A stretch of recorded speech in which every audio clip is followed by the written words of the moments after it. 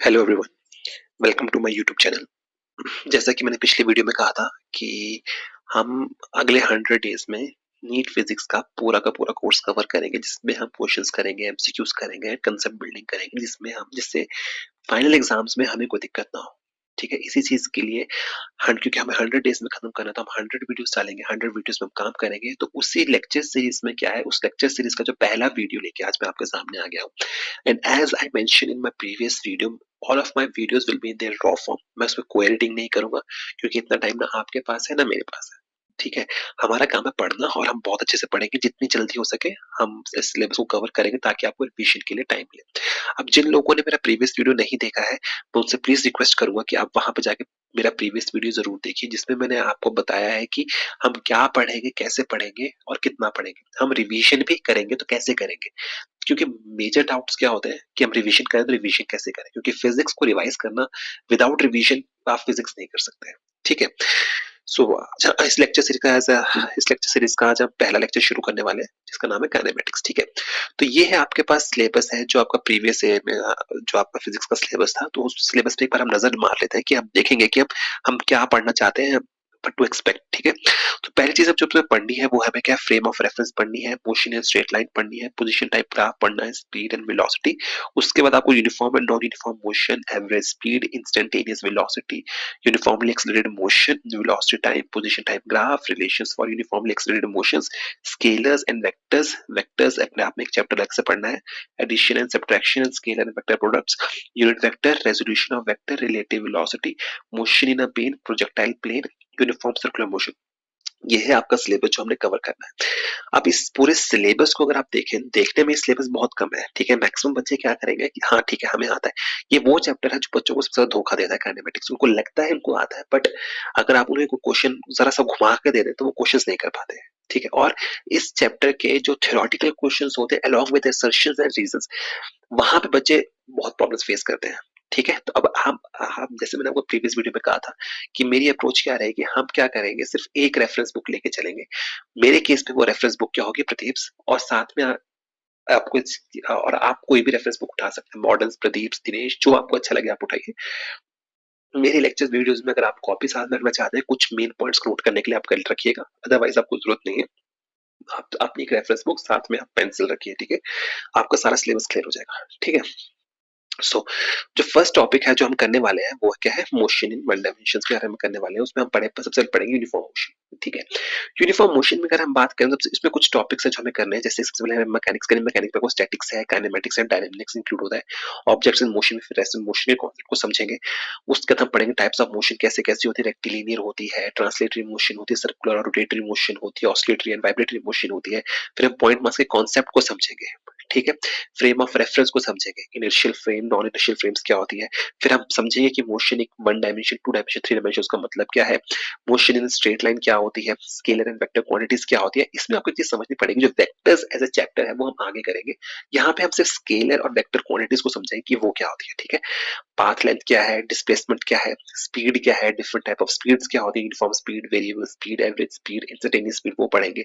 Velocities के बारे में पढ़ेंगे, यूनिफॉर्म मोशन के बारे में पढ़ेंगे, uniform formula for uniform motion पढ़ेंगे, पोजीशन टाइम ग्राफ पढ़ेंगे, वेलोसिटी टाइम ग्राफ को समझेंगे, नॉन यूनिफॉर्म मोशन को स्टडी करेंगे। साथ में एंड में हम क्या करेंगे, एंडिंग में हमारा काम होगा जहां हम पढ़ेंगे रिलेटिव वेलोसिटी। और ये चैप्टर आपका सबसे इंपॉर्टेंट है, रिलेटिव वेलोसिटी।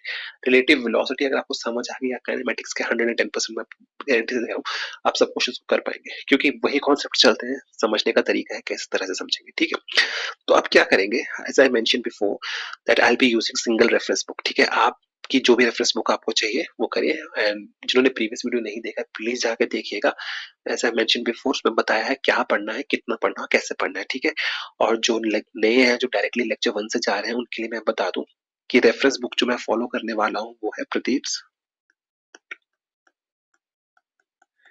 ठीक है, आप कोई भी रेफरेंस बुक उठाइएगा, आप कोई भी रेफरेंस बुक उठाइए, आप कहिए हमारा काम है पढ़ना और हम पढ़ के रहेंगे, हमें बाकी चीजों से कोई मतलब नहीं। ठीक है, अब हम शुरू करते हैं। हमारा चैप्टर है यूनिफॉर्म मोशन, हम उसको शुरू करेंगे। ठीक है, काइनेमेटिक्स का जो पहला टॉपिक है यूनिफॉर्म मोशन, हम उससे शुरू करेंगे। ठीक है, अब देखिए यूनिफॉर्म मोशन में काइनेमेटिक्स को शुरू करने से पहले, काइनेमेटिक्स शुरू करने से पहले हमें पता होना चाहिए काइनेमेटिक्स एक्चुअली चीज है क्या, किस मोशन को हम काइनेमेटिक मोशन बोलते हैं। ठीक है, तो सबसे पहले समझना पड़ेगा मैकेनिक्स। मैकेनिक्स क्या है? एक ब्रांच है फिजिक्स की जो डील करती है with study of motion of material object. कोई ऑब्जेक्ट कैसे मूव कर रहा है, उस वो ब्रांच फिजिक्स की जो स्टडी करेगी कोई ऑब्जेक्ट कैसे मूव, उसको हम मैकेनिक्स बोलते हैं। इससे आपको क्वेश्चन नहीं आएगा, मगर क्वेश्चन आपको कहां से आएगा? क्वेश्चन आपको आएगा यहां से, स्टैटिक्स, मैकेनिक्स एंड डायनेमिक्स में फर्क क्या है। अब देखिए इसको समझिए, यहाँ से आपको, जैसे मैंने आपको कहा था पिछले वीडियो में, मैं आपको बताऊंगा कहां से किस तरह क्वेश्चन बन सकता है। यहाँ से आपका एक क्वेश्चन बन सकता है असर्शन एंड रीजन का,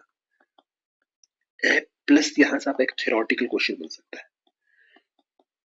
कैसा बनेगा और कैसे बनेगा मैं समझाता हूँ। देखिए स्टैटिक्स का मतलब क्या? स्टैटिक, जो ऑब्जेक्ट रुका हुआ है, ठीक है। यहाँ से ऑब्जेक्ट स्टैटिक्स को सबको पता है, बेसिक डेफिनेशन सबको पता है कि जो ऑब्जेक्ट चल नहीं रहा है वो स्टैटिक है, ठीक। अब यहाँ से क्वेश्चन किस तरह का बनेगा? तो स्टैटिक्स पे क्वेश्चन आपका किस तरह से बनेगा, वो आपसे पूछेगा कि स्टैटिक्स का सबको पता है कि ऑब्जेक्ट है रेस्ट। इसका मतलब क्या है समझिएगा। स्टैटिक्स का मतलब ये होता है कि उस ऑब्जेक्ट पे जो एफ नेट है वो क्या है? जीरो। एफ नेट क्या है? जीरो, यानी कि वो ऑब्जेक्ट जिसपे नेट फोर्स जो है जीरो है, यानी कि सारी। अब एफ नेट होने जीरो होने का मतलब क्या है? इसका मतलब क्या है? Forces are in equilibrium, forces are in equilibrium. तो यानी कि क्वेश्चन किस तरह से बनेगा कि अगर कोई ऑब्जेक्ट है तो फोर्सेस क्या है? आर इन इक्विलिब्रियम में है। फोर्सेस किस में है? आपकी इक्विलिब्रियम में है। और यहाँ पे एक कंसेप्ट आपको और समझना पड़ेगा कि टाइम कोई रोल प्ले नहीं करता। Time does not play any role. जब तक फोर्सेस इक्विलिब्रियम में है, इनफाइनाइट अमाउंट ऑफ टाइम तक आपको ऑब्जेक्ट जो है स्टैटिक मोशन में रहेगा, ठीक है। तो यहाँ से क्वेश्चन कैसे बनेगा? Which among the following statements regarding an object at rest are true. वहां पे क्वेश्चन क्या बनेगा? Time does not play any role, सही है। फोर्सेस इक्वल जीरो है, सही है। समझ पा रहे हो क्वेश्चन किस तरह से? और सर्शियल रीजन में बना देगा कि an object is at rest. Reason क्या है? फॉर एग्जांपल असर्शन में वो आपको बोल देगा, असर्शन में वो आपको क्या बोल देगा? असर्शन में आपको क्या बोल देगा कि object is at rest. Reason वो क्या दे देगा? रीजन वो आपको दे देगा कि F net is equal to zero और फोर्सेस आर इन इक्विलिब्रियम। तो ये असर्शन रीजन सही है, सही है। ये जो असर्शन रीजन है, असर्शन की एग्जैक्ट डेफिनेशन है। समझिए बात को, इस तरह का क्वेश्चन यहां से बनेगा। इसके बाद आपके पास जो नेक्स्ट कॉन्सेप्ट है वो क्या है? काइनेमेटिक्स का। काइनेमेटिक्स, अब देखिए समझिए, काइनेमेटिक्स में हम डील करेंगे जो ऑब्जेक्ट मोशन में है, जो ऑब्जेक्ट में है मोशन में है, ठीक है। मगर यहाँ पे डिफरेंस क्या आता है? हम यहाँ पे स्टडी तो कर रहे हैं जो ऑब्जेक्ट मोशन में है, मगर हमें कोई मतलब नहीं है वो मोशन में आया क्यों। हमें कोई मतलब नहीं है वो मोशन में आया क्यों। मतलब कहने का मतलब क्या है? हम मोशन को स्टडी करते हैं without without taking into account the factors that cause the motion, cause the motion. तो यहाँ पे आपका assertion रीजन यहाँ से थोड़ा बनना मुश्किल, बट थ्योरेटिकल क्वेश्चन बन सकता है which in the following for an object for kinematics are true, for kinematics are true, कि मोशन स्टडी करेंगे without taking into account the cause for the motion. और यहाँ पे एक चीज आपको और याद रखनी है, time plays its role. Time अपना रोल प्ले करता है। यहाँ पे देखिए टाइम रोल प्ले नहीं कर रहा है, यहाँ पे टाइम रोल प्ले कर रहा है। इसके बाद आपके पास जो चीज आती है वो है dynamics. As I mention before, आप अपनी बुक्स को ढंग से रखिएगा, बुक्स में टिक करते चलिए कहां से डायनेमिक्स, जहां पे क्या है मोशन को स्टडी कर रहे हैं, प्लस कॉज भी हम साथ में लेके चल रहे हैं, प्लस टाइम भी चल रहा है। जब ये तीनों फैक्टर होंगे तो हम डायनेमिक मोशन को स्टडी कर रहे हैं। जब आप मोशन को स्टडी कर रहे हैं without taking into account of क्या, कॉज फॉर द मोशन, तो आप उसको डील कर रहे हैं, तब आप काइनेमेटिक्स से डील कर रहे हैं, और वरना आप स्टैटिक्स से डील करेंगे। ये चीज आपको पता है। इस तरह का क्वेश्चन आपका पहला यहाँ से बनेगा। क्लियर हुई बात इतनी सी? ठीक है। इसके बाद हम चलते हैं, नेक्स्ट है हमारे पास, आगे चलेंगे हम इसमें। आगे चलेंगे तो हमारे पास नेक्स्ट है object in motion. Object in motion में होने का मतलब क्या? देखिए आप सबको पता है कि ऑब्जेक्ट जो है या तो रेस्ट पे होगा, ऑब्जेक्ट क्या है, या तो आपका रेस्ट पे होगा या ऑब्जेक्ट आपका मोशन में होगा, ठीक है। सबको पता है। और रेस्ट में होने का मतलब क्या है, जब अपनी पोजीशन को चेंज नहीं कर रहा है। मोशन में होने का मतलब ये है कि जब अपनी पोजीशन को विद रिस्पेक्ट टू टाइम वो चेंज कर रहा है। ये चीजें आप सबको पता है। मगर क्वेश्चन किस तरह का बनेगा, यहाँ से क्वेश्चन पूछेगा rest and motion are relative terms. ये चीज याद रखिएगा, ये कैसी टर्म्स है, रिलेटिव टर्म्स है। यहाँ से क्वेश्चन बनेगा, ये चीज इंपॉर्टेंट है, बुक में टिक कीजिएगा। रिलेटिव रिलेटिव टर्म्स में होने का मतलब क्या है, जो ऑब्जेक्ट मेरे लिए रेस्ट में है, हो सकता है वो आपके लिए मोशन में हो। फॉर एग्जाम्पल, जब आप बस में बैठते हो, आपके साथ जो आपका फ्रेंड बैठा है वो आपके रिस्पेक्ट में किस में है, रेस्ट में है। मगर जब मैं उसको बाहर से देखूंगा तो आप दोनों मेरे लिए मोशन में हो। तो यानी कि मैं ये कहूं कि ऑब्जेक्ट रेस्ट में होना या ना होना वो आपके पर्सपेक्टिव पे डिपेंड करता है। जी हाँ, करता है। तो यहां से क्वेश्चन बनेगा। समझ गए बात को? ठीक है। इसके बाद आपके पास जो नेक्स्ट टॉपिक आपके पास आता है, देखिए हम हमारा टॉप सिलेबस जो है जल्दी जल्दी कवर होगा और मैं आपको बताऊंगा कहां से किस तरह क्वेश्चन बनेगा। तो प्लीज इस वीडियो को स्किप किए बिना आराम से बैठ के देखिएगा, ठीक है। नेक्स्ट है आपके पास types of motion. Types of motion, types of motion की जब हम बात करते हैं तो आपके पास मोशन किस तरह के निकल के आते हैं। एक आपके पास आता है रेक्टिलिनियर और ट्रांसलेटरी, सर्कुलर और रोटेटरी और ऑसिलेटरी और वाइब्रेटरी। ठीक है, समझिए। ये टॉपिक समझने से पहले आपको कॉन्सेप्ट समझना चाहिए पॉइंट ऑब्जेक्ट का। पॉइंट ऑब्जेक्ट का क्योंकि हम डील करें काइनेमेटिक्स में, तो पॉइंट ऑब्जेक्ट्स क्या होंगे, पॉइंट ऑब्जेक्ट्स क्या होंगे, वो ऑब्जेक्ट जिसमें डिस्टेंस जो वो ट्रेवल कर रहे हैं is very very greater than the dimensions of the body. Dimensions of body, उसे हम क्या बोलेंगे, पॉइंट ऑब्जेक्ट बोलेंगे। फॉर एग्जांपल कोई बस है, जैसे किसी बस की जो, या किसी ऑब्जेक्ट की जो लेंथ है लेट जैसे 1 मीटर है और वो डिस्टेंस ट्रेवल कर रहा है 10,000 मीटर का, ये नियरली इक्वल टू 10 किलोमीटर का। तो उस रिस्पेक्ट में जो 1 मीटर का ऑब्जेक्ट है वो क्या है, पॉइंट ऑब्जेक्ट है। तो यानी कि वो ऑब्जेक्ट जिसके डायमेंशंस, उसका डिस्टेंस जो ट्रेवल कर रहे हैं उससे बहुत कम होगा, उनको हम बोलेंगे पॉइंट ऑब्जेक्ट्स। ठीक है। तो आप समझिएगा रेक्टिलिनियर मोशन क्या होती है, आप अगर यहां समझेंगे। देखिए हम बात करेंगे रेक्टिलिनियर मोशन के बारे में, रेक्टिलिनियर मोशन के बारे में। ठीक है। तो यानी कि रेक्टिलिनियर मोशन डील करती है पॉइंट ऑब्जेक्ट्स के साथ। याद रखिएगा, छोटे छोटे डिफरेंसेस हैं, यहीं से क्वेश्चन बनेगा। ये डील करती है पॉइंट ऑब्जेक्ट्स के साथ। ठीक है। तो रेक्टिलिनियर मोशन क्या होती है, वो जब पॉइंट ऑब्जेक्ट जो है स्ट्रेट लाइन में मूव कर रहा है, स्ट्रेट लाइन मोशन को, straight line motion of point object is known as rectilinear motion. समझ के बाद उसको क्या बोलते हैं, रेक्टिलिनियर मोशन बोलते हैं। ठीक है। इसका ही सेकंड चीज है वो है ट्रांसलेटरी मोशन। अब आपको समझना पड़ेगा ट्रांसलेटरी मोशन क्या है। इसको समझने के लिए आपको एक मिनट के लिए रुकना पड़ेगा। देखिए कोई भी एक ऑब्जेक्ट है, लेट जैसे आपके पास एक ऑब्जेक्ट है, ये रहा आपके पास एक ऑब्जेक्ट है, जैसे ये बॉक्स आपके पास पड़ा है। ठीक है। ये बॉक्स क्या है, नंबर ऑफ पार्टिकल से मिलकर बना हुआ है, नंबर ऑफ पार्टिकल से मिलकर बना हुआ है। ठीक है। नंबर ऑफ पार्टिकल से मिलकर बना हुआ है। ठीक है। तो जब ये बॉक्स मूव करेगा तो क्या पार्टिकल्स मूव करेंगे, करेंगे। क्यों नहीं करेंगे, क्योंकि जब बॉक्स मूव कर रहा है तो पार्टिकल पे मूव कर रहा है। ठीक है। इसका मतलब ये हुआ कि ट्रांसलेटरी मोशन क्या होगी, ट्रांसलेटरी मोशन उस तरह की मोशन है कि जहां पे सारे के सारे कॉन्स्टिट्यूएंट पार्टिकल्स, याद रखिए क्या है, all constituent particles move simultaneously. Word important है, साइमल्टेनियसली, साथ में मूव करेंगे along parallel straight lines, along parallel straight lines, along parallel straight lines। अब इसकी इस मोशन का फायदा क्या है, ये इसका मतलब ये है पैरेलल स्ट्रेट लाइन से मूव, इसका मतलब ये हुआ कि at any amount of time सारे पार्टिकल जो होंगे इक्वल डिस्टेंस को शिफ्ट करेंगे इन इक्वल इंटरवल्स ऑफ टाइम।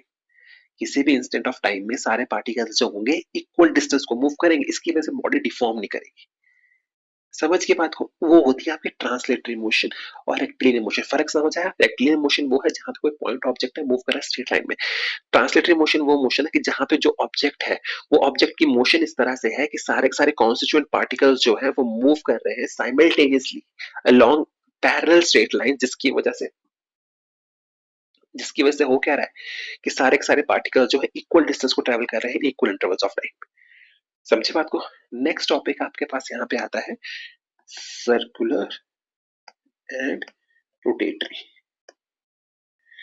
देखिए वही चीज है जो रेक्टिलिनियर और ट्रांसलेटरी का था, वही सर्कुलर और उसका है। देखिए समझिए किस तरह से सर्कुलर मोशन का मतलब क्या है, जब कोई पॉइंट ऑब्जेक्ट, याद रखिए चीजें अपनी बुक में टिक करते चलिएगा, जब कोई पॉइंट ऑब्जेक्ट जो है मूव कर रहा है सर्कल में, पॉइंट ऑब्जेक्ट जो है मूव कर रहा है सर्कल में, उस तरह के मोशन को हम क्या कहेंगे, सर्कुलर मोशन कहेंगे।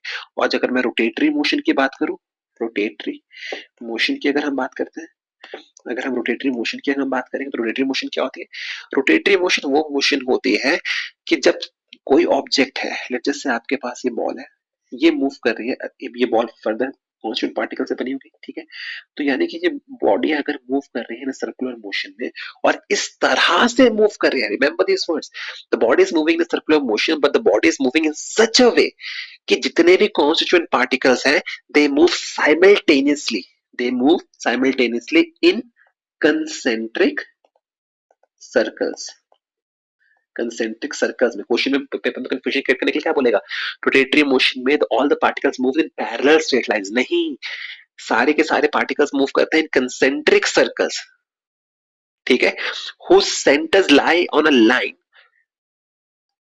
जिसको हम क्या बोलते हैं, एक्सिस ऑफ रोटेशन बोलते हैं, और वहां पे सारे के सारे शिफ्ट करते हैं, ट्रांसलेटरी मोशन में कैसे मूव करते हैं, शिफ्ट करते हैं equal distances in equal interval of time, यहाँ पे इक्वल एंगल्स मूव करते हैं, क्या मूव करते हैं, इक्वल एंगल्स, याद रखिएगा ये वर्ड्स को, equal angles in a given time, in a given time, equal angles in a given time, समझ गए, वो है रोटेटरी मोशन। फिर से रिपीट करता हूँ, रोटेटरी मोशन क्या है, जहां पे जो ऑब्जेक्ट जो है, जो पॉइंट मास ऑब्जेक्ट नहीं है, वो इस तरह से मूव कर रहा है कि सारे के सारे constituent particles are moving in concentric circles, जिनके सेंटर्स लाई करते हैं ऑन एन एक्सिस, जिसको आप बोलते हैं एक्सिस ऑफ रोटेशन बोलते हैं, और वो सारे के सारे पार्टिकल्स इक्वल एंगल कवर कर रहे हैं इन इक्वल इंटरवल्स ऑफ टाइम, या गिवन टाइम में इक्वल एंगल्स को कवर कर रहे हैं, वो होती है आपकी रोटेटरी मोशन। इसके बाद आपके पास आती है क्या, oscillatory motion and vibratory motion, oscillatory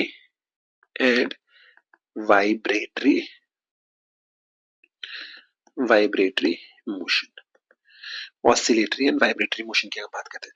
देखिए ऑसिलेटरी मोशन का मतलब क्या है कि जब कोई बॉडी जो है बैक एंड फोर्थ मूव करे with respect about a fixed point, जैसे फॉर एग्जांपल ये पेंडुलम है, ये पेंडुलम जो है अपनी मीन पोजीशन के रिस्पेक्ट में बैक एंड फोर्थ मूव करेगा, पहले यहां से यहां गया और यहां से फिर यहां जाएगा, इस तरह के मोशन को हम क्या बोलते हैं, ऑसिलेटरी मोशन बोलते हैं, क्या बोलते हैं, ऑसिलेटरी मोशन बोलते हैं, ठीक है। अब ऑसिलेटरी मोशन में आपसे ये नहीं पूछेगा कि ऑसिलेटरी मोशन होती है, क्योंकि वो आपसे ये पूछेगा कि क्या ऑसिलेटरी मोशन बाउंडेड मोशन होती है, ये आपकी बुक्स में मेंशन होगा पर आपने पढ़ा नहीं होगा। ऑसिलेटरी मोशन आपको समझनी पड़ेगी, बाउंडेड मोशन है, बाउंडेड मोशन है। और बाउंडेड मोशन का मतलब क्या है कि वो दो फिक्स पॉइंट, जिसको आप एक्सट्रीम पोजीशंस बोलते हो, जिनको आप क्या बोलते हो, एक्सट्रीम पोजीशंस बोलते हो, उनके बीच में ही होती है, एक्सट्रीम पोजीशंस के बीच में ही होती है। तो यहां से क्वेश्चन कैसा बनेगा, यहां से आपका assertion and reason, theoretical question दोनों बन सकता है। For example which of the following statements regarding the oscillatory motions are true, oscillatory motion is a bounded motion, सही है गलत है, बिल्कुल सही मोशन है, बिल्कुल सही, वो है आपका कंसेप्ट है। Oscillatory motion takes with respect to mean position, सही है, ये जो पॉइंट है जिसके रिस्पेक्ट में आपकी मूवमेंट हो रही है, उसको आप क्या बोलते हो, मीन पोजीशन बोलते हो, उसको आप क्या बोलते हो, मीन पोजीशन बोलते हो, समझ गए। इसी के साथ अब आपका क्वेश्चन आता है कि वाइब्रेटरी मोशन क्या है, वाइब्रेटरी मोशन क्या है, वाइब्रेटरी मोशन बस वही है कि ऑसिलेटरी मोशन जिसका एम्पलीट्यूड बहुत कम है, उसको हम क्या बोलते हैं, वाइब्रेटरी मोशन है। अब वाइब्रेटरी मोशन का एम्पलीट्यूड का मतलब क्या है, जब हम एसएचएम में पहुंचेंगे तब हम एम्पलीट्यूड का मतलब को समझेंगे, अभी के लिए इतना काफी है, यहाँ से इतना सारा क्वेश्चन बनेगा। तो फिर अगेन मैं आपको सब पॉइंट्स को एक बार रिपीट कर देता हूँ आपके लिए, कहाँ कहाँ से किस तरह का क्वेश्चन बनेगा। देखिए यहाँ से मैंने आपको बताया सेशन थ्योरेटिकल क्वेश्चन बनेगा, जो आपका है स्टैटिक्स से, काइनेमेटिक्स एंड डायनेमिक्स से, ऑब्जेक्ट से, यहाँ से सिर्फ एक ही क्वेश्चन बनेगा रिलेटेड टर्म्स पे। इसके बाद टाइप्स ऑफ मोशन में रेक्टिलिनियर ट्रांसलेट, यहाँ से आपका assertion reason plus theoretical question बन सकता है। इनफैक्ट मैच द कॉलम्स तो नहीं कह सकते, बट वो both statements are correct, one statement is correct, उस तरह का क्वेश्चन आपको यहाँ से बन सकता है, ठीक है। नेक्स्ट चलते हैं अब, नेक्स्ट टॉपिक आपके पास है frame of reference, next topic आपके पास क्या है, फ्रेम ऑफ रेफरेंस।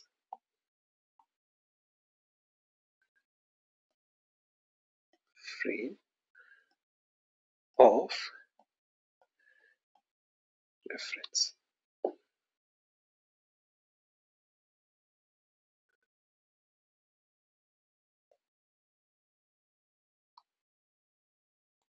देखिए, फ्रेम ऑफ रेफरेंस को समझना है तो किस तरह से हम समझ सकते हैं, आपको समझने के लिए एक सिंपल सा कॉन्सेप्ट करते हैं। लेट्स जस्ट से कि आपको कोई ऑब्जेक्ट है ए, आपको उसकी पोजीशन को प्लॉट करना है with respect to time, with respect to time.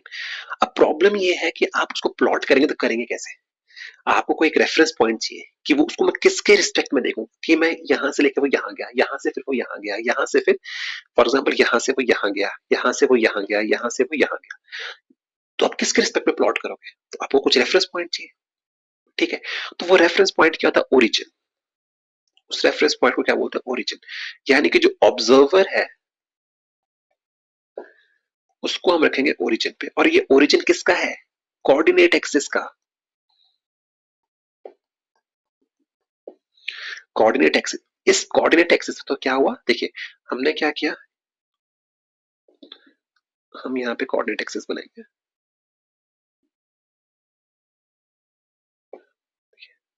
ये है एक्स, ये है वाई, और ये है जेड, ठीक है। सपोज करो ऑब्जेक्ट यहाँ पे है, ये उसके कोऑर्डिनेट्स कितने हैं? X y and z.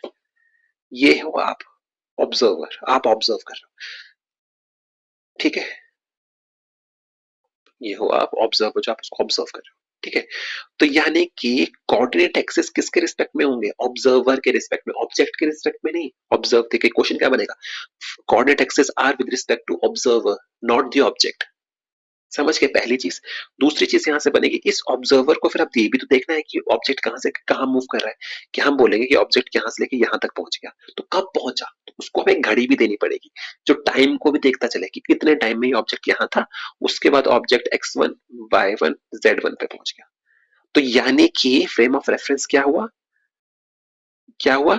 ये जो कोऑर्डिनेट सिस्टम, याद रखिएगा, कोऑर्डिनेट सिस्टम लिख देते हैं हम यहाँ पे, coordinate system plus clock is equal to frame of reference.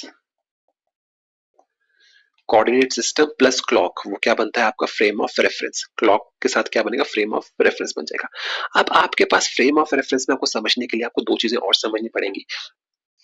Frames of reference की अगर हम बात करें, फ्रेम ऑफ रेफरेंस,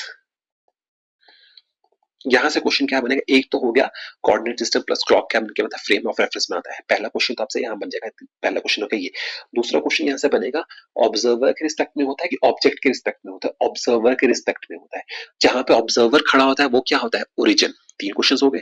चौथा क्वेश्चन यहां से बनेगा कि फ्रेम्स ऑफ रेफरेंस पे, चौथा क्वेश्चन यहां पे बन सकता है कि फ्रेम्स ऑफ रेफरेंस कितने तरह के होते हैं? तो फ्रेम्स ऑफ रेफरेंस आपको समझने पड़ेंगे, दो तरह के होते हैं। एक होते हैं आपके इनिशियल फ्रेम ऑफ रेफरेंस, और दूसरे होते हैं non initial frames of reference. Non inertial, ठीक है। आपको ज्यादा डेप्थ में जाने की जरूरत नहीं, आपको सिंपल इसके एग्जांपल्स पता होने चाहिए, प्लस इसका कॉन्सेप्ट पता होना चाहिए क्या है, एग्जांपल प्लस कॉन्सेप्ट। तो आइए अब हम इसको समझते हैं, what do we mean by the frames of reference. Okay, as I mention before, the frames of reference are of two types, that is initial and non initial frames of references, ठीक है। सबसे पहले हम समझेंगे initial frames of reference क्या होते हैं। What are the initial frame of reference? आप समझिए, ठीक है। वो फ्रेम्स ऑफ रेफरेंस, ध्यान से सुनिएगा, वो फ्रेम्स ऑफ रेफरेंस जिनमें न्यूटन का first law of motion valid होता है। याद रखिएगा, Newton's first law is valid, उनको क्या बोलते हो आप? Inertial frames of reference. यानी कि frames of reference very Newton's first law of motion is valid, उसको आप क्या बोलते हो? Inertial frame of reference. और याद रखिएगा, फर्स्ट लॉ ऑफ मोशन क्या है, आगे हम पढ़ेंगे, अभी तक आपको सिर्फ इतना याद रखना, फर्स्ट लॉ ऑफ मोशन जहां पे जो वैलिड है उसको आप क्या बोलते हैं? इनर्शियल फ्रेम ऑफ रेफरेंस बोल देते हो, ठीक है। इसका मतलब क्या प्रॉब्लम है? इसका एग्जांपल क्या है? इसका एग्जांपल होगा, फॉर एग्जांपल समझने के लिए, आप समझ लीजिए एक बस है, इस बस के अंदर आप बैठे हो, ठीक है। अगर ये बस, याद रखिएगा, अगर ये बस मूव कर रही है with uniform motion, with uniform motion के साथ मूव कर रही है या ये बस जो है रेस्ट पे है, तब आप हो इनर्शियल फ्रेम ऑफ रेफरेंस में। इनर्शियल फ्रेम ऑफ रेफरेंस में इसका मतलब क्या हो, या तो आपको मूव करना है यूनिफॉर्म मोशन के साथ, या आपको मूव करना है, या तो आपको चलना ही नहीं है, या तो आपको मूव करना है यूनिफॉर्म मोशन के साथ। अगर आप ये दो कंडीशन को सेटिस्फाई, दोनों में से एक कंडीशन को भी सेटिस्फाई कर पा रहे हैं, that means you are in inertial frame of reference. ठीक है, इसके बाद आपके पास आते हैं non inertial frame of reference. Non inertial frame of reference, तो non inertial frame of reference क्या होगी, जहां पे फर्स्ट लॉ वैलिड नहीं होगा। First law of Newton's is not valid, जहां पे फर्स्ट लॉ ऑफ मोशन जो होगा वैलिड नहीं होगा। ठीक है, इसका वही एग्जांपल हम फिर से लेते हैं। फॉर एग्जांपल ये बस है, बस के अंदर ये आप बैठे हुए हो यहाँ पे। ठीक है, अगर ये बस जो है मूव कर रही है विद वेरिएबल वेलोसिटी, याद रखिएगा इन टर्म्स को, वेरिएबल वेलोसिटी, या मूव कर, या एक्सेलरेटेड मोशन में है, तो एक्सेलरेशन में है, या एक्सेलरेटेड वेरिएबल वेलोसिटी से मूव कर रही है अलोंग अ स्ट्रेट पाथ, तो आप होंगे किसमें, non inertial frame of reference में हो जाएंगे। आप किसमें हो जाओगे, non inertial frame of reference में हो जाओगे। इनर्शियल नॉन इनर्शियल फ्रेम का रेफरेंस का मुझे का। अब समझिए, अब एक चीज और बता रहा हूं, यहाँ से क्वेश्चन कैसा हो जाएगा, एक तो आपके की थ्योरेटिकल क्वेश्चन बन जाएगा, बताएगा initial the following statements are true regarding initial frame of reference, या which of the following examples में बोलते हैं, which of the following constitutes the initial frame of reference। आपको वहां देखना यूनिफॉर्म मोशन में है, रेस्ट में, मगर प्रॉब्लम ये है कि आपको देखना क्या है, आपको खुद को देखना है, कि आप खुद को देखना है, आप कहाँ हो और जिस ऑब्जेक्ट को देख रहे हो वो कहाँ है। ये ध्यान रखिएगा इस चीज को, एक बार फिर से रिपीट कर रहा हूँ। Inertial and non inertial frame के एग्जांपल्स में अगर आपको क्वेश्चन पूछे पेपर में कि which of the following constitutes the inertial frame of reference, or other which of the following constitutes the non inertial frame of reference, अगर आपको वैसा क्वेश्चन पूछ रहा है तो आपको देखना है कि आप कहाँ हो और ऑब्जेक्ट क्या है। इसको समझने के लिए अब आप देखिए, इसको समझिए, अब देखिए, देखिए मैं क्या समझाना चाहता हूँ। अब देखिए, सपोज करो ये है सन। ओहो, वेट अ मिनट।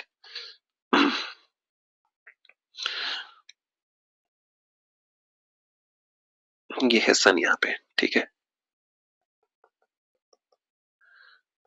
ठीक है, और अर्थ इसके चारों तरफ घूम रही है, इलिप्टिकल ऑर्बिट में अर्थ यहाँ पे घूम रही है।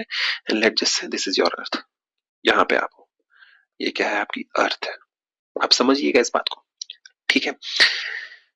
जैसे जैसे अर्थ जो है यहाँ पे इसके क्रॉस मूव कर रही है, क्योंकि अर्थ जो है एक सर्कुलर पाथ, या फिर इसको nearly circular path, elliptical path मानो, तो इसकी वेलोसिटी जो होगी हर पॉइंट पे डिफरेंट होगी। वेलोसिटी जो होगी क्या होगी, हर पॉइंट पे डिफरेंट होगी। इसका मतलब क्या हुआ कि जब इस पाथ के अक्रॉस न्यूटन का फर्स्ट लॉ ऑफ मोशन जो है, Newton first law is not valid, is not valid. क्योंकि जब हम ऊपर देखते हैं तो हमने क्या कहा था, फर्स्ट लॉ वैलिड या तो यूनिफॉर्म मोशन से मूव करना है या रेस्ट पे मूव करना है, ठीक है ना। तो इसका मतलब क्या हुआ कि हर पॉइंट पे क्या है, उसकी वेलोसिटी चेंज कर रही है, तो न्यूटन फर्स्ट लॉ मोशन जो है क्या है, नहीं कर सकते हम, उसके लिए वैलिड नहीं है। किसके लिए वैलिड नहीं है, ठीक है। तो इसका मतलब क्या हुआ, इस चीज का मतलब क्या हुआ कि अगर आप अर्थ पे हो और अर्थ के बाहर आप किसी और ऑब्जेक्ट को देख रहे हो, आप किसी और ऑब्जेक्ट को देख रहे हो, आप इस, मान लीजिए आप इस ऑब्जेक्ट को देख रहे हो, आप इस ऑब्जेक्ट को देख रहे हो, तो उसके लिए आपकी जो फ्रेम ऑफ रेफरेंस है वो क्या है, नॉन इनर्शियल। क्या है, नॉन इनर्शियल। आप किस फ्रेम ऑफ रेफरेंस में हो, non inertial frame of reference में हो। बट वहीं पे आप अर्थ पे हो और आप अपने पड़ोसी को देख रहे हो, उसके लिए तो अर्थ, क्योंकि हम अर्थ के इंटरनल सिस्टम में जा रहे हैं, तो उसके रिस्पेक्ट में क्या है, यहाँ पे आपका फ्रेंड है, यहाँ पे आप हो, उसके लिए उस रिस्पेक्ट में क्या है, आप दोनों अर्थ, उसके रिस्पेक्ट में अर्थ क्या है, रेस्ट पे है, ठीक है। रिलेटिव मोशन क्या है अर्थ की with respect to both of you is zero. इसका मतलब क्या हुआ कि आप दोनों को क्या है, आप दोनों के लिए अर्थ क्या ऐड करेगी, एज फ्रेम ऑफ रेफरेंस क्या ऐड करेगी, इनर्शियल फ्रेम ऑफ रेफरेंस की तरह ऐड करेगी। अर्थ को आप रेस्ट पे ले सकते हो। इसका मतलब क्या हुआ, इसका मतलब क्या हुआ, frame of reference attached to a person on earth is inertial, ये याद रखिएगा, is inertial frame of reference। यहां से क्वेश्चन आने के चांसेस है, ठीक। और यहीं पे दूसरा चीज लिख लीजिए, frame of reference attached to a person on earth for observing the things outside the earth.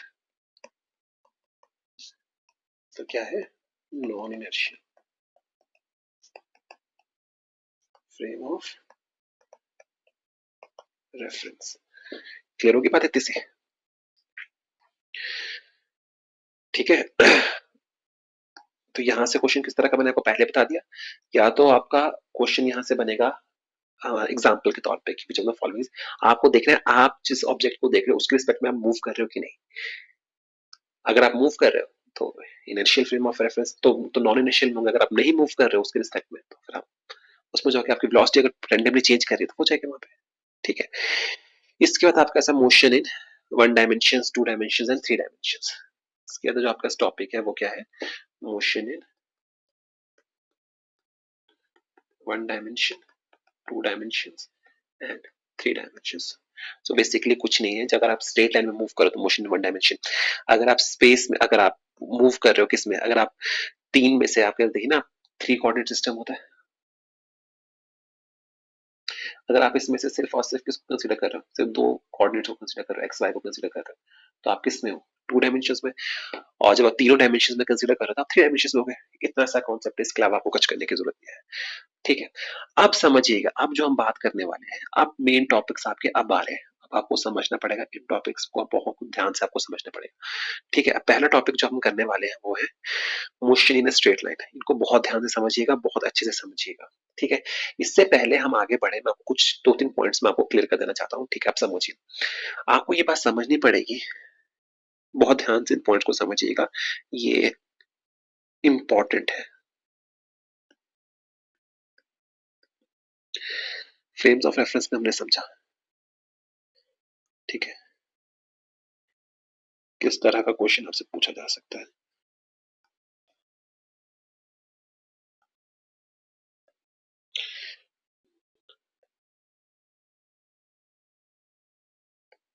बहुत ध्यान से इन चीजों को समझिएगा। जस्ट अ मिनट, बना लूं एक बार। देखिए, यूजुअली क्या होता है कि हम कोऑर्डिनेट एक्सिस को किस तरह से प्लॉट करते हैं, हम इस तरह से प्लॉट करते हैं एक्स वाई एंड जेड। क्योंकि आप देखिए ऐसे ही क्यों प्लॉट करते हैं, हम इस तरह से प्लॉट करते हैं क्योंकि हमने जो कोऑर्डिनेट सिस्टम में जो क्रॉस मूवमेंट स्टडी करते हैं, एंगल की मूवमेंट स्टडी करते हैं, हम उसको एंटी क्लॉकवाइज लेते हैं। तो आपने कभी भी एक्स वाई जेड बनाना है, आपने हमेशा उनको किस तरह से बनाना है? एंटी क्लॉकवाइज डायरेक्शन में, एंटी क्लॉकवाइज डायरेक्शन में बनाना है आपने कभी भी उसको। आप कभी भी एक्स वाई जेड नहीं लिखेंगे, एक्स वाई जेड। अगर आपने इस तरह से लिखा, क्योंकि अब आप क्लॉकवाइज में हो गए, तो ये कॉन्सेप्ट क्या है? गलत है। इसको मैं गलत कर देता हूं, ये गलत है, ये सही है। समझ गए? आप एक्स वाई जेड को इस तरह से भी बना सकते हो। आपने एक्स यहां ले लिया, आपने वाई यहां ले लिया, जेड यहां ले लिया, वाई जेड। ऐसा क्यों करते हैं? क्योंकि हम एंगल की जो मूवमेंट को स्टडी करते हैं, हम उसको एंटी क्लॉकवाइज डायरेक्शन में लेते हैं, इसलिए एक्स वाई जेड आप ऐसे भी बना सकते हो। वहीं पे अगर हम बात करें तो एक्स वाई जेड आप ऐसे भी बना सकते हो। आप लीजिए, आपने एक्स यहां ले लिया, वाई यहां ले लिया, जेड यहां ले लिया। समझ गए बात को? बट आप कभी भी कोऑर्डिनेट एक्सिस में, ये भी सही है, देखिए यहाँ पे देखिए, ये भी सही है, ये भी सही है, और ये भी सही है, ये गलत है। उसी तरह से अगर हम बात करें, अगर हम इससे डील करें, लेट जैसे आप यहाँ से जैसे ऐसे ले लीजिए, आप एक्स वाई जेड ऐसे नहीं लिख सकते। एक्स वाई जेड कुछ गड़बड़ हो रही है। Wait a minute, x y z आप ऐसे नहीं चल सकते, क्योंकि ये क्या हो गया? क्लॉकवाइज। तो ये भी कॉन्सेप्ट आपका क्या है? गलत। एक्स वाई जेड आपके हमेशा कैसे होने चाहिए? एंटी क्लॉकवाइज होने चाहिए। ये चीज, एक पॉइंट आपका हो गया क्लियर यहाँ पे। दूसरी बात, चलिए उसको समझने से पहले हम आगे चलते हैं, ओरिजिन के बारे में बात करते हैं। ठीक है। अब इस कॉन्सेप्ट को आपको बहुत ध्यान से सीखना है, क्योंकि इस कॉन्सेप्ट के बेसिस पे आपको यहाँ से अब किस तरह का क्वेश्चन बनेगा। पहले मैं यहाँ से बता देता हूँ, यहाँ पे आपको बोल देगा कि विच among the following is a correct representation of coordinate axis. Which among the following is a correct representation of coordinate axis, यहाँ से बनेगा तो आपको यहाँ पे लिख लीजिए करेक्ट रिप्रेजेंटेशन आपकी क्या होनी चाहिए। देखिए करेक्ट रिप्रेजेंटेशन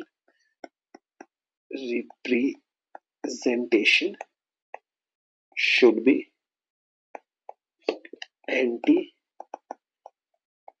क्लॉक वाइज। यहाँ से आप एंटी क्लॉक वाइज देखेंगे हो जाएगा वहां से, ठीक है। अब हम बात करने वाले हैं motion in a straight line के बारे में। किसके बारे में बात करने वाले हैं? Motion in a straight line. Straight line, motion in a straight line. Ma'am apologise again, apologise for my hand writing, मैंने आपको पहले कहा है रॉ फॉर्म में होंगे, राइटिंग इसमें लिखना मेरे लिए मुश्किल होगा थोड़ा, तो जल्दी जल्दी स्लिप्स कवर करने की कोशिश करेंगे, ठीक है। अब हम बात करने वाले हैं मोशन इन स्ट्रेट लाइन के बारे में, ठीक है। मोशन इन स्ट्रेट लाइन का मतलब क्या है? जब आप वन डायमेंशनल मोशन को कंसीडर कर रहे हैं उसको आप क्या बोलते हैं? मोशन इन स्ट्रेट लाइन बोलते हैं, ठीक है। इसमें समझने से पहले हमें यहाँ पे दो कॉन्सेप्ट को समझना है, ठीक है। दो कॉन्सेप्ट को समझना है। पहला कॉन्सेप्ट जो आपने समझना है, यहाँ पे आपने ओरिजिन एंड टाइम का कॉन्सेप्ट समझना है। इसी के साथ आपने यहाँ पे origin and direction of motion को समझना है, डायरेक्शन ऑफ मोशन के कॉन्सेप्ट को समझना है, ठीक है। अब देखिएगा यहाँ से आज तक यहाँ से क्वेश्चंस आए नहीं है, बट क्वेश्चंस आ सकते हैं, इसलिए मैं इस कॉन्सेप्ट को बहुत अच्छे से क्लियर कर देना चाहता हूँ, ठीक है। इसको समझिए, ठीक है। सपोज कीजिए आपका घर है यहाँ पे, ये है आपका घर, ये क्या है? आपका घर है पॉइंट लेट जस्ट से ओ पे, ओरिजिन पे। आप यहाँ से मार्केट तक गए, ए ले लिया, फ्रेंड के पास गए, बी चले गए, और यहाँ से आप पॉइंट सी जब आप आगे कहीं अब दूसरे फ्रेंड के पास घर पे चले गए, ठीक है। एज्यूम कीजिए ये है time t is equal to 0, ये है time t is equal to let just से 10 minutes, t is equal to 20 minutes, t is equal to 30 minutes, ठीक है। आप आपको समझिए ओरिजिनल टाइम के कॉन्सेप्ट को समझिएगा। उसके बाद मैं आपको एक बड़ा इंपॉर्टेंट कॉन्सेप्ट बताऊंगा जो आपके लिए बहुत इंपॉर्टेंट है, ठीक है। हुआ क्या, यानी कि आपको ओ से लेके ए तक जाने में लगे 10 मिनट, यहां से लेके यहां तक जाने में लगे 10 मिनट, यहां से लेके यहां तक जाने में लगे 10 मिनट, मगर टोटल यहां से लेके यहां तक जाने में आपको लगे 30 मिनट्स। इतने से पॉइंट्स आपको क्लियर है? कोई परेशानी यहाँ पे किसी को नहीं होनी चाहिए, ठीक है। अब समझिएगा, अब जो ओरिजिनल टाइम के, अब ओरिजिन और टाइम के समझिएगा, ओरिजिनल टाइम का मतलब क्या है। देखिए हमने क्या कहा था कि ओरिजिन से आप अगर कुछ टाइम को मेजर करना है तो आपको क्लॉक देनी पड़ेगी। अब आपने क्या किया, t इज इक्वल टू 0 क्या माना? t इज इक्वल टू 0 आपने वो टाइम माना जब आप कहाँ पे थे? घर पे थे, आप अपने हाउस में थे। t इज इक्वल टू 0 का मतलब ये थोड़ा कि टाइम 0 हो गया। t इज इक्वल टू 0 का मतलब ये टाइम का भी 0 सुना आपने कि टाइम 0 हो गया? नहीं, time 0, t is equal to 0 होने का मतलब यहाँ पे ये है कि आपका जो टाइम है, जहां से आपने कैलकुलेशन शुरू की है, जिस पॉइंट पे आप हो, जहां पे आपने कैलकुलेशन शुरू की है, उस ओरिजिन को, उस पॉइंट पे, उस पॉइंट ऑफ टाइम को आपने उसको आपने 0 मान लिया, आपने उसको मान लिया, टाइम था आपने 0 मान लिया। उसके रिस्पेक्ट में आप point A, point B, point C तक आप पहुंचे। इतना सा पॉइंट क्लियर हुआ? अब देखिए, अब बहुत इंटरेस्टिंग बात समझिएगा। फॉर एग्जाम्पल अब सपोज कीजिए आपने टाइम, ये है वो टाइम जब आप घर पे थे, यहाँ से आप पॉइंट ए पे गए, ये गए पॉइंट बी पे, ये गए पॉइंट सी पे। अब सपोज कीजिए कि आपने, अब आपने टाइम की कैलकुलेशन यहाँ ना लेके आपने टाइम की कैलकुलेशन यहाँ से शुरू की, t इज इक्वल टू 0, यहाँ पे आपने कैलकुलेशन इस पॉइंट से जो लेना शुरू किया t इज इक्वल टू 0 पे, तो यानी कि ये कितना होगा? t is equal to -10। ये कितना होगा? t इज इक्वल टू, आप आगे पहुंच गए ना, t इज इक्वल टू आगे 10 हो जाएगा, और ये कितना हो जाएगा? ठीक है, t इज इक्वल टू 0 आपने ये ले लिया। अब पेपर में क्वेश्चन क्या बनेगा? ये बहुत सिंपल कॉन्सेप्ट है, बट पेपर में क्वेश्चन कैसे बन सकता है? पेपर में पूछेगा t इज इक्वल टू -10 का मतलब क्या है। अब ये सब चीजें मैं आपको बता रहा हूँ, ये सब चीजें आपकी प्रदीप की बुक में मेंशन है, इसलिए मैं आपको बता रहा हूँ, ठीक है। t इज इक्वल टू -10 का मतलब, सिंपली माइनस पॉइंट का मतलब क्या है?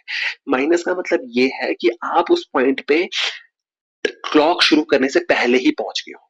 इसका मतलब ये है कि आपने पॉइंट ए पे थे, आपने यहाँ पे क्लॉक शुरू की t इज इक्वल टू 0, यानी कि t इज इक्वल टू -10 का मतलब क्या है? आप क्लॉक शुरू होने से 10 मिनट पहले कहाँ पे थे? घर पे थे। ऊपर जब आप यहाँ पे कंसीडर करते हैं, टाइम कहाँ शुरू किया था? आपने ओरिजिन पर टाइम शुरू किया था, वो यहाँ पे, तो उसको 10 मिनट बाद आप यहाँ पहुंचे, यहाँ पहुंचे, यहाँ पहुंचे। मगर जब आप t इक्वल टू, जब आपने क्लॉक रखी है आपने पॉइंट ए पे, आपने, तो जब जहां पे आपने पॉइंट रखी, जहां से आपने ऑब्जर्वेशन किया है, अब आपका पॉइंट ऑफ ऑब्जर्वेशन क्या है? ये पॉइंट ऑफ ऑब्जर्वेशन है आपका ये। तो पॉइंट ऑफ ऑब्जर्वेशन पे आपने क्लॉक रखी, आपने वहां से टाइम की मेजरमेंट शुरू की, तो t इज इक्वल टू 0 आपने यहाँ रखा, तो t इज इक्वल टू -10 पे आप कहाँ थे? इस पॉइंट पे थे, घर पे थे, और t इज इक्वल टू उसके 10 मिनट बाद कहाँ पहुंचोगे? आप यहाँ, और उसके बाद यहाँ। ठीक है, तो इससे एक चीज आपको समझनी पड़ेगी, आपको बहुत ही इंपॉर्टेंट चीजें आपको मैं बताने वाला हूँ, आपको समझना पड़ेगा इस चीजों को। इसका मतलब क्या हुआ? अब देखिए, अब पॉइंट्स को समझिएगा, एक एक करके पॉइंट्स को समझते हैं। देखिए, इसका मतलब ये हुआ कि ओरिजिन लिख लीजिएगा, अगर आपकी बुक में चीजें लिखी नहीं है, अगर लिखी है तो बहुत बढ़िया, लिखिएगा। Origin of time axis can be shifted. यहां से क्वेश्चन बनेंगे, assertion and reason, theoretical question बनेंगे यहां से। ठीक है, असर्शन एंड रीजन, थ्योरेटिकल या कंसेप्चुअल क्वेश्चन यहाँ से बनेगा ही बनेगा। Origin of time axis can be shifted, कैसे? क्योंकि पहले हम देखिए, यहाँ पे ओरिजिन हम यहाँ मान रहे थे, बाद में हमने ओरिजिन यहाँ लिया। हम चाहे तो ओरिजिन पॉइंट बी पे भी ले सकते हैं, हम चाहे ओरिजिन पॉइंट सी पे भी ले सकते हैं। ठीक है, दूसरी बात, टाइम इज मेजर्ड, याद रखिएगा इस बात को, time is measured after the origin of time axis. Time is नहीं होगा, यहाँ पे क्या, वो टाइम जो मेजर कर रहे हैं, देखिए, वो टाइम जो हम मेजर कर रहे हैं टू द राइट ऑफ, यहाँ उसको हम पॉजिटिव लेंगे, और जो इधर लेके चल रहे हैं उसको हम नेगेटिव लेंगे। क्लियर हुई बात? यानी कि time measured after the origin of the time axis, that is towards right. इतनी कहानी लिखने की जरूरत भी नहीं है, नहीं लिखा, सिंपल सा बता रहा हूँ। ओरिजिन को आप शिफ्ट कर सकते हो, ओरिजिन से राइट में जा रहे हो तो आप टाइम क्या लोगे? पॉजिटिव लोगे। ओरिजिन के अगर आप लेफ्ट पे जा रहे हो तो टाइम आप नेगेटिव लोगे। ये इतना सा कॉन्सेप्ट है। क्लियर होगी बात? और सबसे इंपॉर्टेंट बात, टाइम को शिफ्ट करने के बाद भी, ये बहुत इंपॉर्टेंट पॉइंट है, टाइम इंटरवल, ये पॉइंट बहुत ही है, between two points on time axis does not change due to shift of origin. देखिए, ये पॉइंट सबसे इंपॉर्टेंट है, इसको समझना पड़ेगा कैसे। देखिए, मैंने ओरिजिन को यहाँ शिफ्ट कर दिया, अगर जब मेरा ओरिजिन यहाँ पे था, दोनों के बीच में डिस्टेंस टाइम कितना था? t इज इक्वल टू 10 था। अभी भी कितना है? t is equal to 10। Interval same रहा, a से लेके b तक पहले कितना था? 10 मिनट था, अभी भी कितना है? 10 मिनट है। b से लेके c कितना था? 10 मिनट था, अभी भी कितना है? 10 मिनट है। आप हर पॉइंट से देख सकते हैं, समझ के बात को, ये चीज इंपॉर्टेंट थी। यही चीज आपकी डिस्टेंस में चलती है, यही चीज आपकी डिस्टेंस में चलती है। तो अब इसको भी समझ लेते हैं हम। ओरिजिन एंड डिस्टेंस की अगर हम बात करते हैं, ओरिजिन एंड डिस्टेंस को भी हम समझ लेते हैं। इसमें भी वही चीज है कि मैं ओरिजिन को शिफ्ट कर सकता हूँ, ये ये ये ये ये ये। पहले ओरिजिन यहाँ था, अब मैंने ओरिजिन यहाँ कर लिया, कोई फर्क नहीं पड़ेगा, जितना डिस्टेंस पहले ये इन दोनों के बीच में था उतना ही डिस्टेंस ये होगा। बस फर्क इतना होगा कि ओरिजिन के अगर मैं राइट में जा रहा हूं तो मुझे पॉजिटिव डिस्टेंस मिलेंगे, ओरिजिन के अगर मैं लेफ्ट में जा रहा हूं तो मुझे नेगेटिव डिस्टेंस मिलेंगे। क्लियर होगी बात? जैसी पॉजिटिव डिस्टेंस, नेगेटिव डिस्टेंस। अगर मैं ओरिजिन से ऊपर जा रहा हूं तो पॉजिटिव, अगर मैं ओरिजिन से नीचे जा रहा हूं तो नेगेटिव डिस्टेंसेस। समझ गए? वही चीज, इस तरह से दो ऑब्जेक्ट्स के बीच में जो आपका ये टाइम इंटरवल चेंज नहीं करता, डिस्टेंस भी चेंज नहीं करता। आप ओरिजिन को कहीं पे भी शिफ्ट कर दो, दो ऑब्जेक्ट्स के बीच में डिस्टेंस कभी भी चेंज नहीं करेगा। इतनी बात क्लियर होगी सबके लिए? इस पॉइंट को लिख लीजिएगा कि इंटरवल जो आपका distance between two location does not change with the change in origin. ठीक है, नेक्स्ट है आपके पास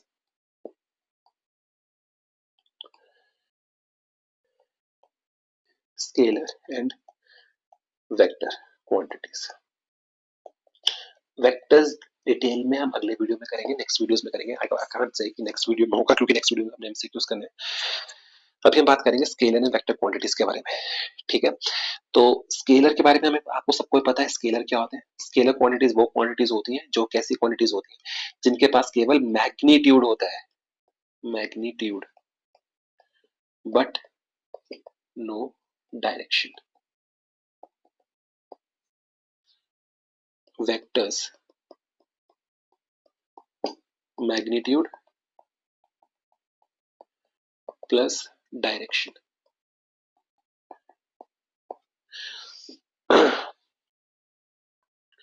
स्केलर के बारे में आपको समझना पड़ेगा। स्केलर क्वांटिटीज जो होती है पॉजिटिव भी हो सकती हैं और नेगेटिव भी हो सकती है।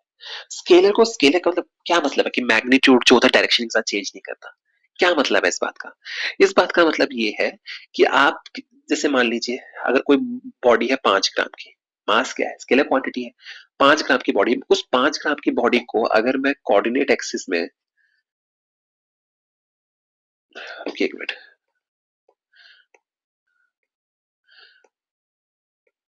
अगर मैं मान लीजिए ये मेरे पास क्या है, कोऑर्डिनेट एक्सिस है, ठीक है, और मेरे पास 5 ग्राम की कोई बॉडी है। अगर मैं 5 ग्राम की बॉडी को इस पॉइंट से जो कि क्या है एक्स वाई जेड, 5 ग्राम की बॉडी को उठा के इस पॉइंट पे भी ले जाऊं जहां पे x2 y2 z2 है, तब भी वो कितना रहेगा, 5 ग्राम।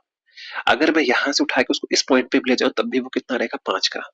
इसको आप बोलते हो स्केल ऑफ क्वांटिटीज। समझ गए बात को? इसके बाद आपके वेक्टर्स जिसका डायरेक्शन भी होगा, सब कुछ भी होगा, ठीक है। अब एक सबसे इंपॉर्टेंट चीज आपको याद रखनी पड़ेगी, ठीक है। वेक्टर्स में आपको एक चीज बहुत ही इंपॉर्टेंट है, आपको याद रखनी पड़ेगी कि आप वेक्टर्स को ऐड कर सकते हो, वेक्टर्स को आप सब्ट्रैक्ट कर सकते हो, वेक्टर्स को आप मल्टीप्लाई कर सकते हो, but vectors can never be divided. Vectors can never be divided. Vectors can never be divided. ये कॉन्सेप्ट कहां से आता है, vectors can never be divided? समझ गए? क्योंकि वेक्टर को अगर मैं डिवाइड करूं, लेट जैसे मैं ए वेक्टर ओवर मैं बी वेक्टर कर दूं, तो यानी कि आपको समझना पड़ेगा कि आप वेक्टर को उसकी डायरेक्शन से डिवाइड कर रहे हो, वो जब पॉसिबल नहीं है, ठीक है। वेक्टर्स को रिप्रेजेंट किया जाता है इस फॉर्म में, ये है वेक्टर। अगर वेक्टर को इस स्क्वायर ब्रैकेट के बीच में डाल देंगे तो उसका मैग्नीट्यूड बन जाएगा। क्लियर होगी बात इतनी सी, ठीक है। और वेक्टर से रिलेटेड मैं 2-3 कॉन्सेप्ट्स आपको और बताऊंगा, जैसे हम ग्रेविटेशन पे जाएंगे या जब हम लॉज ऑफ मोशन पे बात करेंगे या 2 डायमेंशन में हम डील करेंगे, तब वेक्टर्स कितने इंपॉर्टेंट है आपको तब एहसास होगा। और मैं आपको एक बात बता दूं, अगर आपको वेक्टर्स आते हैं, आपको कोई right hand rule, left hand rule, किसी रूल की जरूरत नहीं है। अगर आपको वेक्टर्स आते हैं, मैं कोशिश करूंगा कि आपको वेक्टर्स उस तरह से समझा पाऊं, ठीक है। इसके बाद आपके पास जो नेक्स्ट कॉन्सेप्ट है वो क्या है, आपके पास नेक्स्ट कॉन्सेप्ट है आपके पास डिस्टेंस एंड डिस्प्लेसमेंट का, ठीक है। डिस्टेंस एंड डिस्प्लेसमेंट में आपको बस ये चीजें याद रखनी है कि डिस्टेंस क्या होता है, उनकी डेफिनेशंस आपको पता होनी चाहिए। डिस्टेंस एंड डिस्प्लेसमेंट, इनके बीच में देखिए अब क्वेश्चन कैसे, पेपर बच्चों में कंफ्यूजन पेपर में कहा आता है, बच्चों को ये तो पता है डिस्टेंस और डिस्प्लेसमेंट क्या होता है, पर बच्चों को ये नहीं पता होता उनके डिफरेंसेस क्या है, पेपर में कंफ्यूजन चले जाते हैं। तो आपको समझना पड़ेगा डिस्टेंस एंड डिस्प्लेसमेंट क्या होता है। डिस्टेंस क्या होता है, आपको समझना पड़ेगा path length of an object of a motion. वो कोई ऑब्जेक्ट अपनी मोशन के दौरान कितना पाथ ट्रेवल कर रहा है, उसको आप बोलते हो distance. Again I repeat, path travelled during its motion, उसको आप क्या बोलते हो, डिस्टेंस। उसको क्या बोलते हो आप, डिस्टेंस बोलते हो। अब समझिएगा डिस्प्लेसमेंट क्या होती है, समझ पा रहे बात को? डिस्प्लेसमेंट क्या होती है, डिस्प्लेसमेंट क्या होती है आपको कुछ समझना पड़ेगा। डिस्प्लेसमेंट आपकी क्या होती है, डिस्प्लेसमेंट होता है आपका डिफरेंस। वर्ड्स को भी इंपॉर्टेंट है, याद रखिएगा, तो क्वेश्चन बन सकता है। ये क्या है आपका डिफरेंस, किसके बीच में, between initial and final position in a given time. In a given time यानी कि इनिशियल और फाइनल पोजीशन के बीच में कितना डिस्टेंस है, उसको आप क्या बोलते हो, डिस्प्लेसमेंट बोल देते हो। उसको क्या बोलते हो, डिस्प्लेसमेंट बोल देते हो। इसमें भी एक बात आपको और याद रखनी है, ये होता है shortest distance. Shortest distance between two objects, ठीक है, शॉर्टेस्ट डिस्टेंस होता है और इस डिस्टेंस की डायरेक्शन क्या हो, देखो डिस्प्लेसमेंट क्या है आपकी वेक्टर क्वांटिटी है, डिस्टेंस क्या है आपकी स्केलर क्वांटिटी है। अब हमने क्या कहा, डिस्प्लेसमेंट को हमने कैसे डिस्टेंस के टर्म्स में डिफाइन कर सकते हैं ना, shortest distance plus direction is equal to displacement. ये स्टेटमेंट सही है, सही है। बट प्रॉब्लम ये है कि डायरेक्शन क्या है, इसलिए स्टेटमेंट थोड़ी वेग सी है। डायरेक्शन को आपको डिफाइन करना पड़ेगा। डायरेक्शन आपकी होनी चाहिए फ्रॉम, याद रखिएगा, इनिशियल टू फाइनल पोजीशन। अगर पेपर में क्वेश्चन है short distance plus direction is equal to displacement, plus direction is equal to displacement, अगर कोई और ऑप्शन नहीं है, अगर डायरेक्शन को उसने डिफाइन नहीं किया तो वो स्टेटमेंट सही है। बट अगर वो डायरेक्शन को डिफाइन कर रहा है short distance plus direction from final to initial, तो वो स्टेटमेंट गलत है, क्योंकि आपकी जो डेफिनेशन क्या होगी, shortest distance plus direction. Direction कहां से, from initial to final position, उसको आप क्या बोलते हो in given interval of time, वो आपकी क्या है, डिस्प्लेसमेंट हो जाती है। वो क्या हो जाती है आपकी, डिस्प्लेसमेंट हो जाती है। डिस्टेंस कभी भी जीरो नहीं होता अंटिल अनलेस जब तक आप ट्रेवल ना करो, अदरवाइज डिस्प्लेसमेंट जो हो सकती है वो आपकी जीरो भी हो सकती है, नेगेटिव भी हो सकती है, पॉजिटिव भी हो सकती है। ठीक है, इसके बाद आप बात करने वाले हैं नेक्स्ट चीज के बारे में, डिस्टेंस एंड डिस्प्लेसमेंट के बीच में डिफरेंसेस को आप याद कर लीजिएगा। ठीक है, इसके बाद हम बात करने वाले हैं स्पीड के बारे में। ठीक है, स्पीड के बारे में, स्पीड के बारे में आपको पता होना चाहिए। देखिए डेफिनेशंस कैसे आएंगे, मैक्सिमम बच्चे क्या याद करते हैं, स्पीड को याद करते हैं total path length over total time. इस डेफिनेशन में कोई गड़बड़ नहीं है। अगर आप इस पाथ लेंथ को समझ पा रहे हो तो इस डेफिनेशन में कोई गड़बड़ नहीं है, आपको दिक्कत नहीं होगी। बट प्रॉब्लम बच्चे कहां फेस करते हैं कि लेट्स जस्ट से कि एक ऑब्जेक्ट है, ये आपका सर्कुलर पाथ है।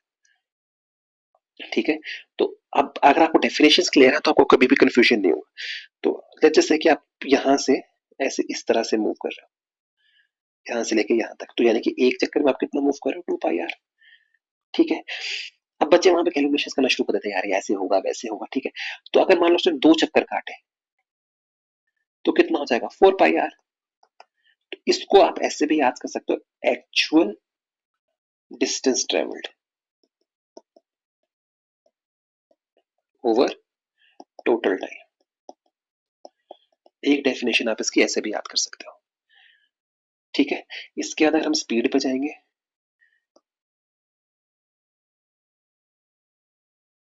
इसके बाद अगर हम स्पीड पे जाए, स्पीड पे हम जा सकते हो किसमें, यूनिफॉर्म स्पीड पे। And again definition is clear to everyone, an object that is moving with uniform speed, that is, we can say that, which covers equal distances in equal intervals of time, equal intervals में equal distance को travel करें irrespective of the time intervals, उसको आप बोलते हो uniform speed. ठीक है, उसी तरह से आपके पास नेक्स्ट आते हो वेरिएबल स्पीड। क्या होती है वेरिएबल स्पीड, जब आप क्या ट्रैवल करते हो, या तो आप ट्रैवल करो unequal distances in equal intervals of time, या आप उल्टा हो जाए कि unequal distances in equal intervals of time, या equal distances in unequal intervals of time, दोनों ही वेरिएबल स्पीड को डिफाइन करते हैं। दोनों के दोनों ही वेरिएबल स्पीड को डिफाइन करते हैं। ठीक है, इसके बाद आपका है एवरेज स्पीड, ये इंपॉर्टेंट है। यहां से आपको क्वेश्चन कंसेप्चुअल भी मिल जाएगा, न्यूमेरिकल बेस्ड क्वेश्चन भी मिलेगा, थ्योरेटिकल क्वेश्चन भी मिलेगा। और ये क्यों इंपॉर्टेंट है मैं आपको समझाता हूं अभी। देखिए एवरेज स्पीड का मतलब क्या है। ठीक है, एवरेज स्पीड की देखिए सिंपल सी चीज तो मैं आपको बता समझाना चाहता हूँ। एवरेज स्पीड की इसकी डेफिनेशन आपको बिल्कुल टिप्स पे होनी चाहिए, पेपर में डेफिनेशन बेस्ड क्वेश्चन आएगा। अगर वो क्वेश्चन आएगा आपको डेफिनेशन क्लियर नहीं है तो आपको दिक्कत हो जाएगी। समझ पा रहे बात को, तो इसकी डेफिनेशन में चलो आपको लिखवाई देता हूँ। ठीक है, आपको समझना पड़ेगा कि when an object is moving with variable speed, याद रखिएगा इस टर्म्स को, मूव कर रहा है विद वेरिएबल स्पीड। ठीक है, variable speed, then the average speed of the object is क्या है, is that constant speed, is that constant speed, is that constant speed with which the object covers the same distance in a given time as it does with variable speed in a given time। और उन दो intervals के बीच उसने total distance कितना travel किया, total distance over time taken, average speed हो जाती है।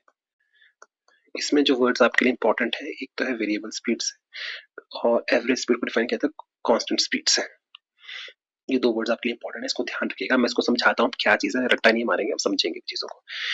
देखिए लेट्स से कि आपका एक ऑब्जेक्ट है जो मूव कर रहा है विद वेरिएबल स्पीड से मूव कर रहा है। लेट्स जैसे वो मूव करता है फ्रॉम 0 से लेट्स जैसे 5 सेकंड तक के बीच में उसने वो मूव किया विद स्पीड ऑफ, इससे भी बड़ी तरीके से समझते हैं उसको। देखिए कैसे समझेंगे।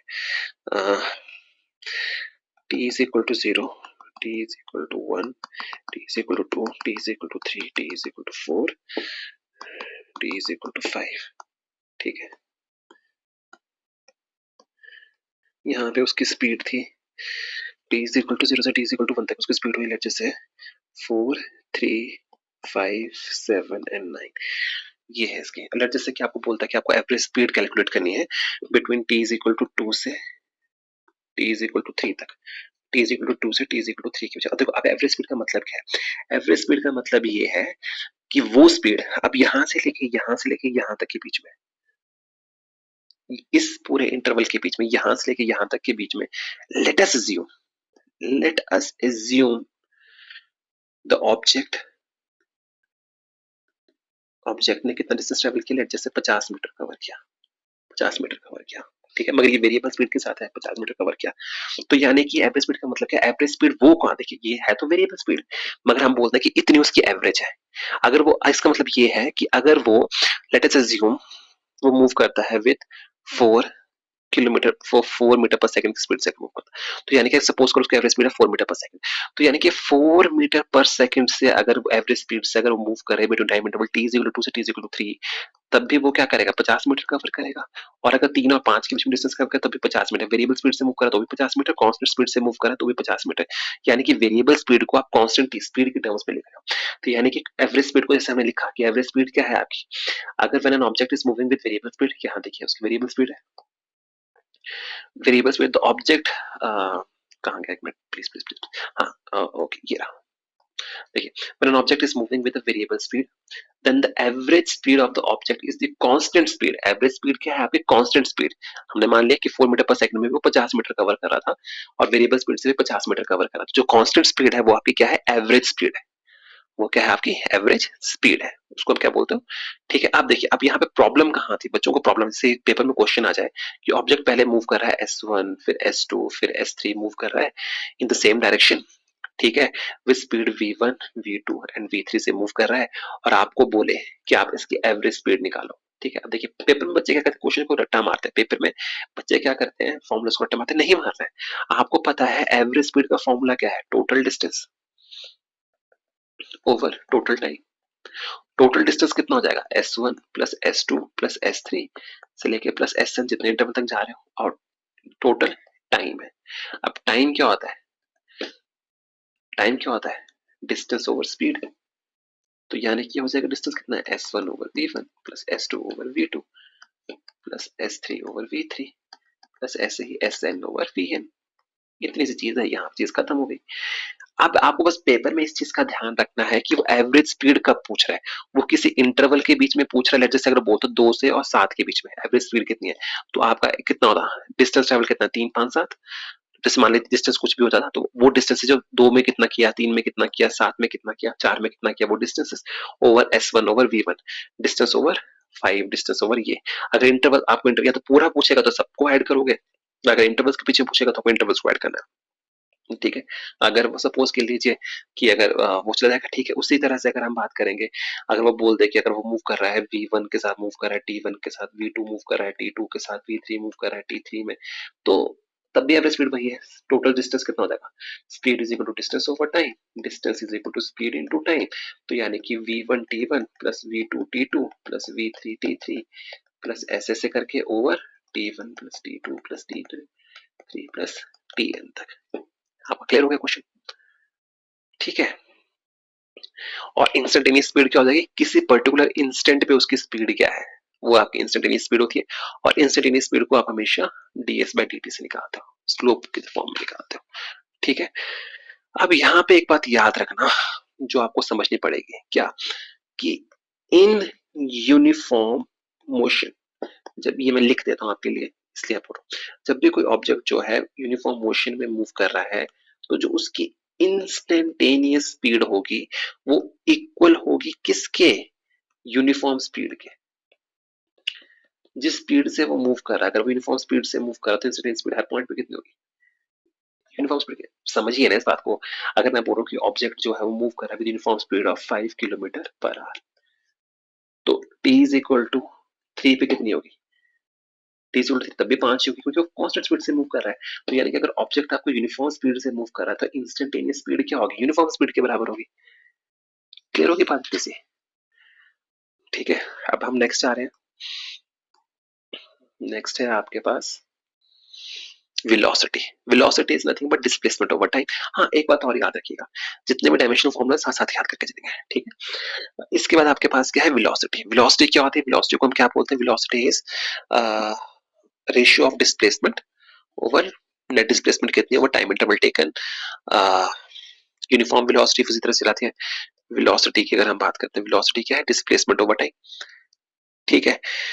अब इसी में आपको पता चला जाता है यूनिफॉर्म वेलोसिटी क्या होगी? जब आपकी डिस्प्लेसमेंट यूनिफॉर्म मतलब इक्वल डिस्प्लेसमेंट करे आप इक्वल इंटरवल्स ऑफ टाइम में, उसको आप बोलोगे यूनिफॉर्म वेलोसिटी। ठीक है। क्लियर होगी बात? इसके बाद आपके पास आता है क्या? तो यहां से किस तरह क्वेश्चन डेफिनेशन पूछेगा, न्यूमेरिकल बेस्ड क्वेश्चन आएगा यहाँ से सिंपल। जब हम कल करेंगे आपको एहसास हो जाएगा। Uniform motion in a straight line. Uniform motion in a straight line, इसको समझने के लिए आप सिंपल के एग्जांपल के फॉर्म में समझिए कि आप लीजिए t इज इक्वल टू 0 पे आप यहाँ हैं, t इज इक्वल टू 1 पे आप यहाँ हैं, t इज इक्वल टू 2 पे ये है पॉइंट A, ये है पॉइंट B। मैं आपको बोलूं भाई इसकी वेलोसिटी निकाल के बताओ, वेलोसिटी निकाल के बताओ। ठीक है। वेलोसिटी आपने निकालनी है। ठीक है। वेलोसिटी आपको किस में निकालनी है? वेलोसिटी आपको निकालनी है with in time interval t1 से लेकर t2 के बीच में। अब इंटरवल्स की बात करते कैसे करेंगे? हमें सिंपल सा करना है भाई। अगर हमें बोला है कि वेलोसिटी निकालनी between time interval t is equal to 1 से t इज इक्वल टू 2 के बीच में, तो हम देखेंगे t इज इक्वल टू 1 से t इज इक्वल टू 2 के बीच में उसकी नेट डिस्प्लेसमेंट कितनी है। उसकी नेट डिस्प्लेसमेंट कितनी है? तो यहां से लेके ले यहां तक सपोज करो डिस्टेंस कितना है? x1, नहीं रुके, ये x1 ले लीजिए, और यहां से लेके यहां तक ये कितना है?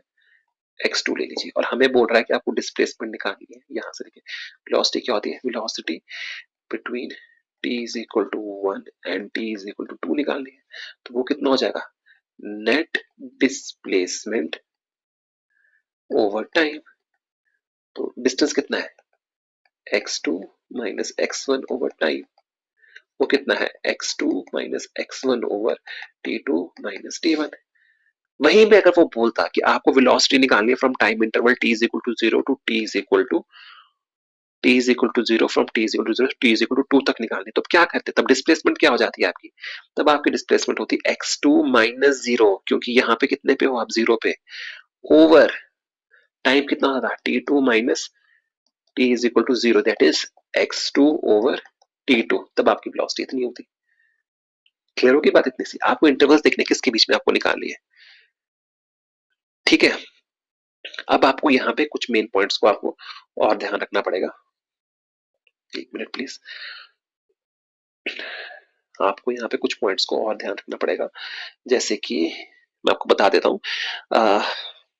अगर आपकी बॉडी जो है यूनिफॉर्म मोशन में, अगर आपकी बॉडी जो है यूनिफॉर्म मोशन में है, अगर आपकी बॉडी किस में है? यूनिफॉर्म मोशन में है, तब आपकी एवरेज एंड इंस्टेंटेनियस, इंस्टेंटेनियस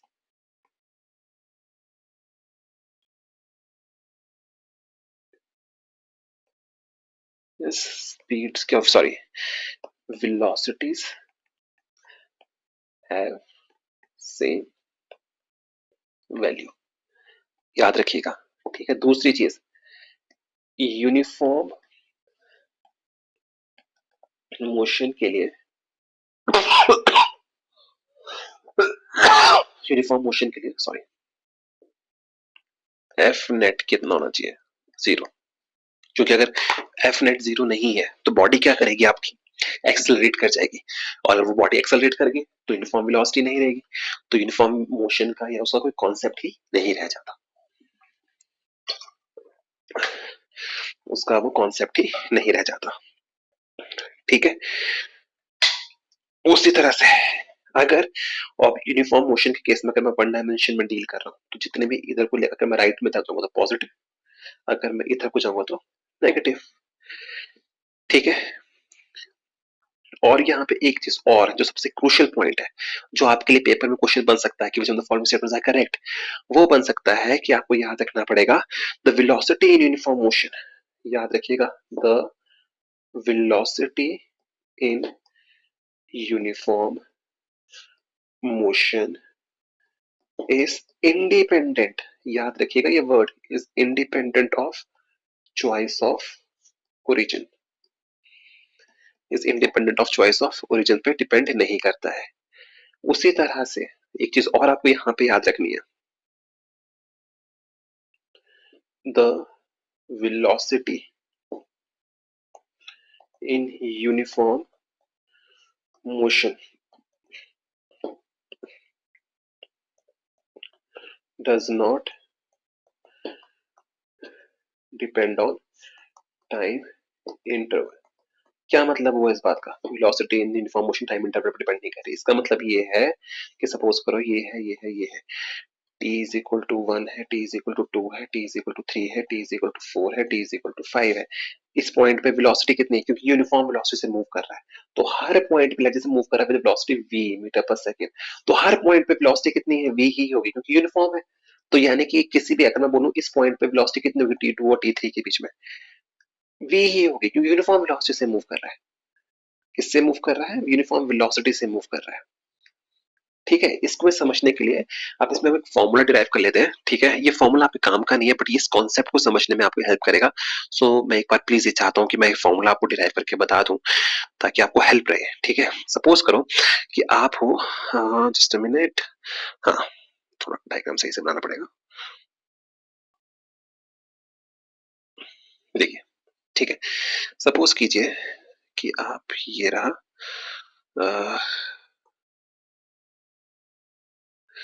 ये हो आप ओरिजिन ए पे, यहां से आप पहुंच गए ए पे, ये रहा बी और ये रहा सी, और लेट जस्ट से this is your x axis. ठीक है, ए पे हो आप t इज इक्वल टू 0 पे, ये हो आप t is equal to t1 पे, यहाँ पे हो आप t is equal to t2 पे। इस कॉन्सेप्ट को समझने के लिए आपको समझना पड़ेगा। ठीक है, सपोज कीजिए कि जो आपका डिस्टेंस है ओ ए, दैट इज x नॉट, ये डिस्टेंस है आपका x1, और ये है आपका x2, rather consider the as displacement। हो गया? ठीक है, ये चीजें यहाँ पे क्लियर हो गई। ठीक है, तो इसका मतलब क्या हुआ? अब आप ध्यान से देखिए इस डायग्राम को, अगर हम ध्यान से देखें तो आपको ये पता है यहाँ पे ए बी वेक्टर की वैल्यू कितनी होगी, क्योंकि ये मूव कर रहा है विद कांस्टेंट वेलोसिटी। याद रखिएगा, आप मूव कर रहे हो विद कांस्टेंट वेलोसिटी। किससे मूव कर रहे हो आप? कांस्टेंट वेलोसिटी v से मूव कर रहे हो। ठीक है, तो यानी कि आपको याद रखना पड़ेगा ए बी वेक्टर कितना हो जाएगा? Speed is equal to distance over time, distance is equal to speed into t, v vector into t1, and AC vector कितना हो जाएगा? v into t2। क्लियर होगी बात इतनी? और साथ में OB वेक्टर कितना है आपको ध्यान से देखेंगे, OA vector plus AB vector and OC vector is equal to OA vector plus AC vector. Therefore आपको समझना पड़ेगा x1 कितना हो जाएगा? x1 क्या है आपका? ये है आपका x1, ये है आपका x1। अगर ध्यान से देखें तो x1 किसके बराबर है? x not plus v vector t1 और x2 वेक्टर किसके बराबर है, x not plus v t2 के बराबर है। ठीक है, क्लियर होगी बात। अगर मैं दोनों इक्वेशंस को सब्ट्रैक्ट कर दूं, इनको मैं सब्ट्रैक्ट कर दूं, तो मेरे पास निकल के क्या आएगा, x2 vector minus x1 vector is equal to v t2, sorry v time को वेक्टर थोड़ा होता time, v is equal to t2 minus t1 vector. Again गलती हो गई, सॉरी। ठीक है, तो इस t2 माइनस t1 को मैं t लिख सकता हूँ, x2 माइनस x1, और ये जो x2 माइनस x1 है ना, इसको मैं s लिख सकता हूँ, तो s vector is equal to v t। तो ये आपका फॉर्मूला निकल के आ जाता है। क्लियर होगी बात इतनी सी? ठीक है, अब हम पहुंच गए इस चैप्टर के उस पोर्शन पे जहां पे मैक्सिमम बच्चे गलतियां करते हैं।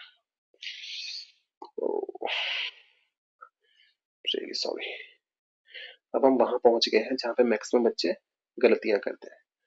ठीक है, कैसे गलतियां करते हैं अब हम कुछ समझेंगे, क्योंकि वो ग्राफ्स में दिक्कत होती है। किस में दिक्कत होती है, ग्राफ में दिक्कत होती है। अब हम सारे ग्राफ्स को एक एक करके समझेंगे, अब हम सारे ग्राफ्स को एक एक करके समझेंगे। ठीक है, पहला हम करने वाले हैं पोजीशन टाइम ग्राफ्स को, पोजीशन टाइम ग्राफ।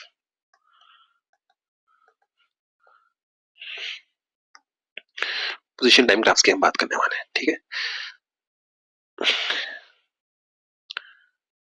ये रहा। ठीक है, पहला ग्राफ है, अगर ऑब्जेक्ट है स्टेशनरी, पोजीशन यहाँ है और ये है टाइम। ऑब्जेक्ट क्या है, रेस्ट पे है। पोजीशन टाइम ग्राफ बना रहे हैं, ऑब्जेक्ट क्या है, रेस्ट। इसमें होने का मतलब क्या है कि जब ओरिजिन पे है, लेट अस सपोज कि वो इस यहाँ पे पड़ा हुआ है, ऑब्जेक्ट आपका यहाँ पड़ा हुआ है। ठीक है, जब आप time is equal to t1 पे पहुंचोगे तब भी ऑब्जेक्ट यहाँ पे होगा, क्योंकि वो मूव ही नहीं कर रहा। टाइम t2 पे यहाँ पहुंचेगा तब भी वो यहाँ होगा। 3 पे जाओगे तब भी ऑब्जेक्ट यहाँ होगा। तो यानी कि उसकी पोजीशन टाइम ग्राफ कैसा होगा, और ऑब्जेक्ट एट रेस्ट के लिए ये है कब, जब ऑब्जेक्ट किस में है, आपका रेस्ट पे है। समझ गए? उसी तरह से अगर हम बात करते हैं किसकी, अगर ऑब्जेक्ट जो है मूव कर रहा है with uniform velocity, with uniform velocity, तो याद रखिएगा, लेट अस सपोज कि पहले ऑब्जेक्ट यूनिफॉर्म वेलोसिटी से मूव कर रहा है, तो उसने पहले ओरिजिन पे था, ओरिजिन से वो यहाँ पहुंचा, यहाँ से यहाँ गया, यहाँ से यहाँ गया, यहाँ पहुंचा वो टाइम t1 पे, यहाँ पहुंचा वो टाइम t2 पे, यहाँ पहुंचा वो टाइम t3 पे। अब क्योंकि वो मूव कर रहा है विद यूनिफॉर्म वेलोसिटी, यानी कि equal distances in equal interval of time, equal distances in, sorry sorry sorry, ये गड़बड़ हो गई, वेट अ मिनट।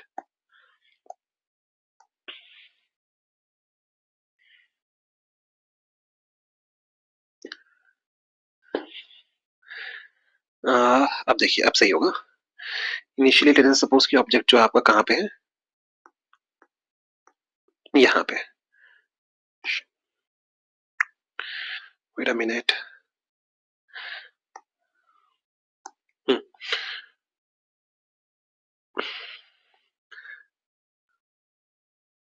इसको समझिएगा, यूनिफॉर्म वेलोसिटी से मूव कर रहा है, इसको समझिएगा।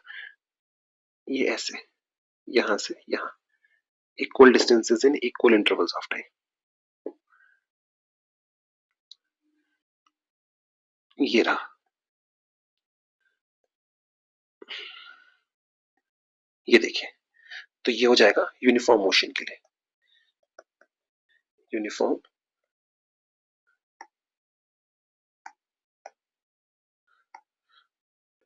यूनिफॉर्म वेलोसिटी के साथ मूव कर रहा है। क्लियर होगी बात को, ये चीजें क्लियर हुई। अगर आपको बोले कि ऑब्जेक्ट जो है मूव कर रहा है विद नेगेटिव वेलोसिटी, अब आपको स्लोप देता है ना, अब आपको सपोज करो कि वो बोलता है कि ऑब्जेक्ट जो है वो आपका मूव कर रहा है विद नेगेटिव वेलोसिटी, तो आपका कर्व इसकी ऑपोजिट डायरेक्शन में चला जाएगा, स्लोप आपकी पोजीशन दे देगा। क्लियर होगी बात इतनी सी? ठीक है, इसके बाद आपके पास आता है velocity time graphs. Velocity time graphs, ये बहुत ही इंपॉर्टेंट पॉइंट्स है, वेलोसिटी टाइम ग्राफ। अब आपको एक चीज का ध्यान रखना है कि ग्राफ आपको बताता क्या है। अगर सपोज कीजिए कि इस पे मैं बोलूं कि इसकी स्लोप निकाल, तो स्लोप क्या है इसकी? जीरो। स्लोप बेसिकली कौन सा टेंजेंशियल पॉइंट होता है ना, कि किसी भी जैसे कि आपके पास एक ये कर्व गिवन है, जैसे आपके पास ये कर्व गिवन है, तो स्लोप क्या होगा? ये टेंजेंट जो इसका एंगल बना रहा है, यहाँ से जब इसको कैलकुलेट करेंगे तो ये स्लोप होगा। तो इस केस में जो स्लोप होगी जीरो होगी, यानी कि यूनिफॉर्म वेलोसिटी में क्या होगा? जीरो। यूनिफॉर्म वेलोसिटी में होगा कांस्टेंट, अगर ये रेस्ट पे है तो स्लोप क्या होता है? जीरो। यूनिफॉर्म वेलोसिटी से मूव करा, पॉजिटिव स्लोप दे देगा। अब आपको समझना पड़ेगा वेलोसिटी टाइम कर्व्स को। वेलोसिटी टाइम ग्राफ्स की अगर हम बात करते हैं, वेलोसिटी टाइम ग्राफ्स बहुत इंपॉर्टेंट है, ठीक है। इसमें आपको कुछ चीजों का ध्यान रखना पड़ेगा। पहला, आपको ये समझना पड़ेगा कि जितने भी वेलोसिटी टाइम ग्राफ्स होते हैं, उसका एरिया अंडर कर्व जो होता है, याद रखिएगा, वो हमें एरिया अंडर कर्व जो होता है वो हमें डिस्प्लेसमेंट प्लस डिस्टेंस दोनों मेजर करने में हेल्प करता है। डिस्टेंस एंड डिस्प्लेसमेंट दोनों मेजर करने में हेल्प करता है। फॉर एग्जांपल लेट अस से कि अगर हम बात करते हैं इसकी, ये है आपके पास एक वीटी कर्व आपके पास गिवन है। क्या गिवन है? वेलोसिटी टाइम ग्राफ, ठीक है। तो अगर जो भी चीजें ऊपर है, इस एक्सिस के ऊपर है, ये होंगी पॉजिटिव, जो भी इस एक्सिस के नीचे है वो चीजें क्या होगी? नेगेटिव। एरिया अंडर कर्व क्या देता है? एरिया अंडर कर्व क्या देगा आपको? एरिया अंडर कर्व आपको डिस्प्लेसमेंट देगा। डिस्प्लेसमेंट कैसी क्वांटिटी है? वेक्टर क्वांटिटी है। वेक्टर यानी कि ये पॉजिटिव एंड नेगेटिव हो सकती है। अगर ये एक्सिस के ऊपर है, जैसे यहाँ पे है, तो यहाँ पे डिस्प्लेसमेंट क्या है? पॉजिटिव। अगर ये नीचे है तो डिस्प्लेसमेंट क्या है? नेगेटिव। डिस्प्लेसमेंट क्या है? नेगेटिव। समझ की बात को? यही आपको एरिया अंडर कर्व, यही आपको डिस्टेंस निकालने के लिए बोलते हैं। डिस्टेंस निकालने के लिए बोलते हैं। अब डिस्टेंस कैसी क्वांटिटी है? Scalar. Positive and negative doesn't matter there. तो जितना एरिया अंडर कर्व होगा, a1 plus a2 is equal to distance. ये क्या मिल जाएगा आपको? डिस्टेंस। लेट अस से ये है आपका a1, ये है आपका a2। तो a1 प्लस a2 क्या दे देगा आपको? डिस्टेंस दे देगा। यानी कि आपको साइंस को कंसीडर करना in case of displacement, but the science will not be considered when we have to calculate the distance। समझ की बात को? तो ये बहुत इंपॉर्टेंट चीज थी जो आपको मैं चाहता था जो समझ में आ जाए ग्राफ्स के फॉर्म में, ठीक है। इसके बाद अगर हम बात करें, ठीक है, अच्छा, अब एक चीज मैं आपको और बताना चाहता हूँ यहाँ पे, कुछ मेन बातें हैं, ठीक है, आपको समझना पड़ेगा। Speed can never be negative, can never be negative. ये आपके कंसेप्चुअल यहाँ पे इस तरह का क्वेश्चन बनता है, ठीक है। दूसरी बात, slope of VT graph for a uniform motion is zero। समझिए कैसे। ये क्या है आपका? VT graph. VT कर्व क्या कह रहा है? Slope of VT graph for uniform motion is zero. मतलब अब देखिए यूनिफॉर्म मोशन यानी कि हर टाइम इंटरवल पे वेलोसिटी कितनी है? सेम है। सपोज कीजिए v है, अगर यहाँ पे t is equal to zero पे कितनी थी? v थी। तो t is equal to one पे भी कितनी है? v। यहाँ पे भी कितनी है? v। यहाँ पे भी कितनी है? v। तो यानी कि ये, तो यानी कि स्लोप कितना है? जीरो। यानी कि अगर आपकी वीटी कर्व की अगर हम बात करें, वीटी कर्व अगर आपको बोले और बोले यूनिफॉर्म वेलोसिटी का कर्व क्या होगा, तो ये होगा। क्यों होगा? क्योंकि वेलोसिटी जीरो है, सॉरी स्लोप जीरो है। समझ की बात को? ठीक है। उसके बाद आपको एक चीज और समझनी पड़ेगी जो मैं आपको क्लियर करना चाहता हूँ यहाँ पे। ये थर्ड पॉइंट है जो मैं आपको चाहता हूँ जो आप लिख लें आपने उसमें। थर्ड पॉइंट को आपको लिखना पड़ेगा, यहाँ पे लिखना पड़ेगा। अगर सपोज कीजिए कि मैं दो बॉडीज को कंसीडर कर रहा हूँ, we are considering the motion of two bodies such that their velocities are different, their velocities are different। अब यहां पर ध्यान रखिएगा, then their position time curves will interact, position time curves will interact। क्या मतलब है इस बात का? इस बात का मतलब ये है कि सपोज कीजिए कि आप दो ऑब्जेक्ट्स को कंसीडर कर रहे हैं जो मूव कर रहे हैं with velocity, A is moving with velocity v1 and B is moving with velocity v2। such that v2 is greater than v1, तो कहीं ना कहीं जाके ये कर्व जो होंगे आपस में इंटरैक्ट जरूर करेंगे। ये मान लीजिए v2 है, ये v1 है, तो कहीं ना कहीं जाके ये इंटरैक्शन जरूर होगा जहां पे v2 जो होगा उसको ओवरकम कर लेगा, क्योंकि v2 ज्यादा है। समझ पा रहे हो? एक पॉइंट ऐसा आएगा जिनकी इंटरैक्शन होना जरूरी है। ये दो तीन बातें थी जो मैं आपको बताना चाहता था, जो बहुत ही इंपॉर्टेंट चीजें थी। ठीक है, अच्छा इसके बाद हम बात करते हैं वेरिएबल वेलोसिटी के बारे में। वेरिएबल वेलोसिटी क्या होती है? वही वेलोसिटी, वेरिएबल वेलोसिटी को कैसे डिफाइन करेंगे? ठीक है, याद रखिएगा ये बहुत ही इंपॉर्टेंट पॉइंट है, वेरिएबल वेलोसिटी। अब देखिए हमें पता है कि velocity is equal to speed plus distance. तो यानी कि अगर दोनों में से कुछ भी चेंज कर जाए तो वेलोसिटी क्या हो जाएगी? वेरिएबल हो जाएगी। यानी कि variable velocity, an object is said to be moving in variable velocity if its speed और इट्स डायरेक्शन ऑफ मोशन और बोथ चेंजेस। सॉरी ये डिस्टेंस नहीं होगा, गलती हो गई, डायरेक्शन से मिलके बनता है ना। सो क्या हुआ? An object is said to be moving in variable velocity if its speed, जब उसकी speed and direction both changes, both change कर जाए, या स्पीड चेंज करे या डायरेक्शन चेंज करे। यानी कि वेरिएबल वेलोसिटी को हम कैसे लिखेंगे? वेरिएबल वेलोसिटी क्या होती है? वेलोसिटीज आर दोज वेलोसिटीज जहां पे क्या था, इधर स्पीड चेंजेस और डायरेक्शन चेंजेस और बोथ चेंजेस। पेपर में क्वेश्चन कैसे पूछेगा? Which are the following variable velocity at velocity where direction changes but speed remain constant? नहीं, ये स्टेटमेंट पार्शियली सही है बट एब्सोल्यूट स्टेटमेंट ये सही नहीं है कि बोले कि यही है वेरिएबल वेलोसिटी की। हाँ ठीक है, ठीक है ना। अगर वो बोले कैन बी डिफाइंड, अगर वो बोले only variable velocity is only defined when direction changes but speed remain constant, तो स्टेटमेंट गलत है। तब वो स्टेटमेंट गलत है क्यों? बिकॉज़ जब उसमें ओनली वर्ड यूज कर दे वो एब्सोल्यूट हो गया कि भाई यही होगा। नहीं, ऐसा नहीं होता। समझिए बात को। उसी तरह से हम बात करने वाले हैं एवरेज वेलोसिटी की। एवरेज वेलोसिटी को समझने के लिए हमें ग्राफ प्लॉट करना पड़ेगा। ग्राफ से हम इसको इजीली समझ सकते हैं। ठीक है, अब देखिए सपोज कीजिए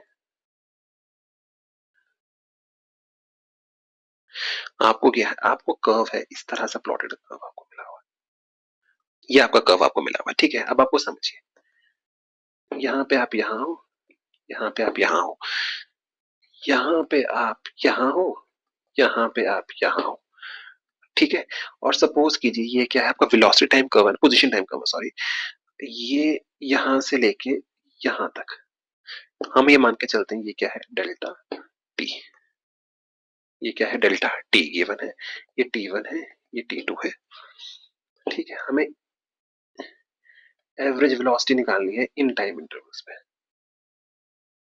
इन टाइम इंटरवल्स पे हमें एवरेज वेलोसिटी निकालनी है। तो हम क्या करेंगे, एक मिनट, कलर्स चेंज कर दूं मैं प्लीज, एक मिनट के लिए। टी1 टी2 है, ये रहा।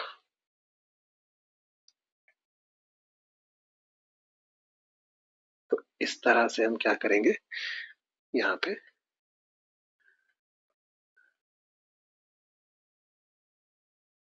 इस तरह से हम प्लॉट करने की कोशिश करेंगे। ठीक है, ये डेल्टा टी रहा, ये डेल्टा एक्स रहा आपके पास। तो एवरेज वेलोसिटी क्या होगी? तो एवरेज वेलोसिटी आपकी क्या बनेगी? एवरेज वेलोसिटी आपकी क्या बनेगी? Delta x over delta T, delta x over delta T की फॉर्म में आपका एवरेज वेलोसिटी यहाँ पे आपको देखने को मिल जाएगी, जो किसके बराबर होगी? x2 minus x1 over t2 minus t1 is equal to delta x over delta t is equal to v average. इसकी डेफिनेशन एवरेज स्पीड से मिलती हुई है कि ये उस इंटरवल के बीच की कांस्टेंट वेलोसिटी है जो उतना ही डिस्टेंस ट्रेवल करे जितना वेरिएबल वेलोसिटी से ट्रेवल हो रहा था। Again, I repeat myself. Average velocity is that constant velocity with which the object covers the same distance as it was covering in the variable velocity from time interval t1 to t2 के बीच में। Clear हो गई इतने सी बात? ठीक है, instantaneous velocity is nothing but the velocity at particular instant of time, जिसको आप स्लोप की फॉर्म में निकालते हो उसको आप इंस्टेंटेनियस वेलोसिटी बोल देते हो। ठीक है, अब आप आज के दिन का आखिरी टॉपिक है जो है क्या, relative velocity. Relative velocity. Relative velocity maximum बच्चों को समझने में दिक्कत होती है। इसको समझने के लिए मैं आपको सिंपल सा 1-2 विद इन 5 मिनट्स में कोशिश करूंगा कि आपको रिलेटिव वेलोसिटी का कॉन्सेप्ट समझ आ जाए। रिलेटिव वेलोसिटी का मतलब क्या होता है कि velocity of an object of a body with respect to another body. ठीक है, अगर मैं बोलूं कि मुझे निकालनी है क्या relative velocity of A with respect to B, अगर मैं बोलूं velocity of A with respect to velocity of B, तो मैं कैसे लिखूंगा बी ए बी। अगर मैं बोलूं A with respect to B, अगर मैं बोलूं velocity of B with respect to A निकालने, तो मैं लिखूंगा B with respect to A. Clear होगी बात को? ठीक है, अब आपको समझना पड़ेगा, बहुत सिंपल सा क्वेश्चन है, इसको समझने के लिए आपको ज्यादा घबराने की जरूरत नहीं है। ठीक है, रिलेटिव वेलोसिटी को समझने के लिए आपको पहले ये समझना पड़ेगा, सपोज कीजिए आप पहले देखिए क्वेश्चन पेपर पूछेगा कि ऑब्जेक्ट ऐसे मूव कर रहा है, बी ऑब्जेक्ट ऐसे मूव कर रहा है, आप उसके बीच की रिलेटिव वेलोसिटी निकालिए, या आपको बोले कि कितने डिस्टेंस में उनकी एक दूसरे को कवर करेंगे, जिस तरह का भी क्वेश्चन आपके पास होगा। रिलेटिव वेलोसिटी निकालने के लिए आपको सबसे पहले क्या करना है, लेट्स जस्ट से कि आपको पहले देखना है कि डायरेक्शन, किस डायरेक्शन में ऑब्जेक्ट्स मूव कर रहे हैं, किस डायरेक्शन में ऑब्जेक्ट्स मूव कर रहे हैं। ठीक है, इसमें आपको ये समझना पड़ेगा, हम जो नोटेशंस नोशंस को हम मान के चलेंगे, नोशंस जो हम लेके चलेंगे वो क्या होगी हमारे लिए, सॉरी, जो हम assumptions लेके चलेंगे, notions is not wrong word, rather we should say assumptions जो हम लेके चलेंगे, कि जो भी velocities assumptions हम लेके चलेंगे, क्या assumption हम लेके चलेंगे कि जब भी हम राइट की तरफ जा रहे हैं तो हम पॉजिटिव लेंगे, और जब भी हम लेफ्ट की तरफ आ रहे हैं तो हम नेगेटिव लेंगे, तब हम नेगेटिव लेंगे। अगर मैं बोलूं मुझे रिलेटिव वेलोसिटी निकालनी है A with respect to B, हमें फॉर्मूला याद रखना है V, sorry, relative velocity of A with respect to B, V A minus V B. अब देखिए क्या चीज है, सपोज कीजिए कि ऑब्जेक्ट तो है, दोनों सेम डायरेक्शन में मूव कर रहे हैं, moving in same direction, same direction, moving in same direction, तो हम क्या करेंगे, V A B will be equal to V A, V A, दोनों सेम डायरेक्शन में मूव कर रहे हैं, तो दोनों का कैसे होना चाहिए, सॉरी यहाँ पे माइनस साइन आएगा,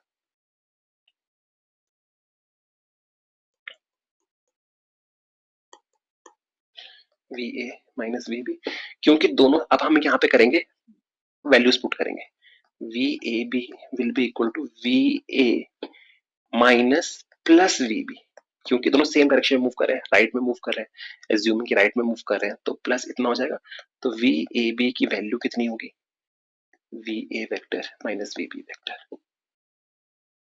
क्लियर होगी बात इतनी सी।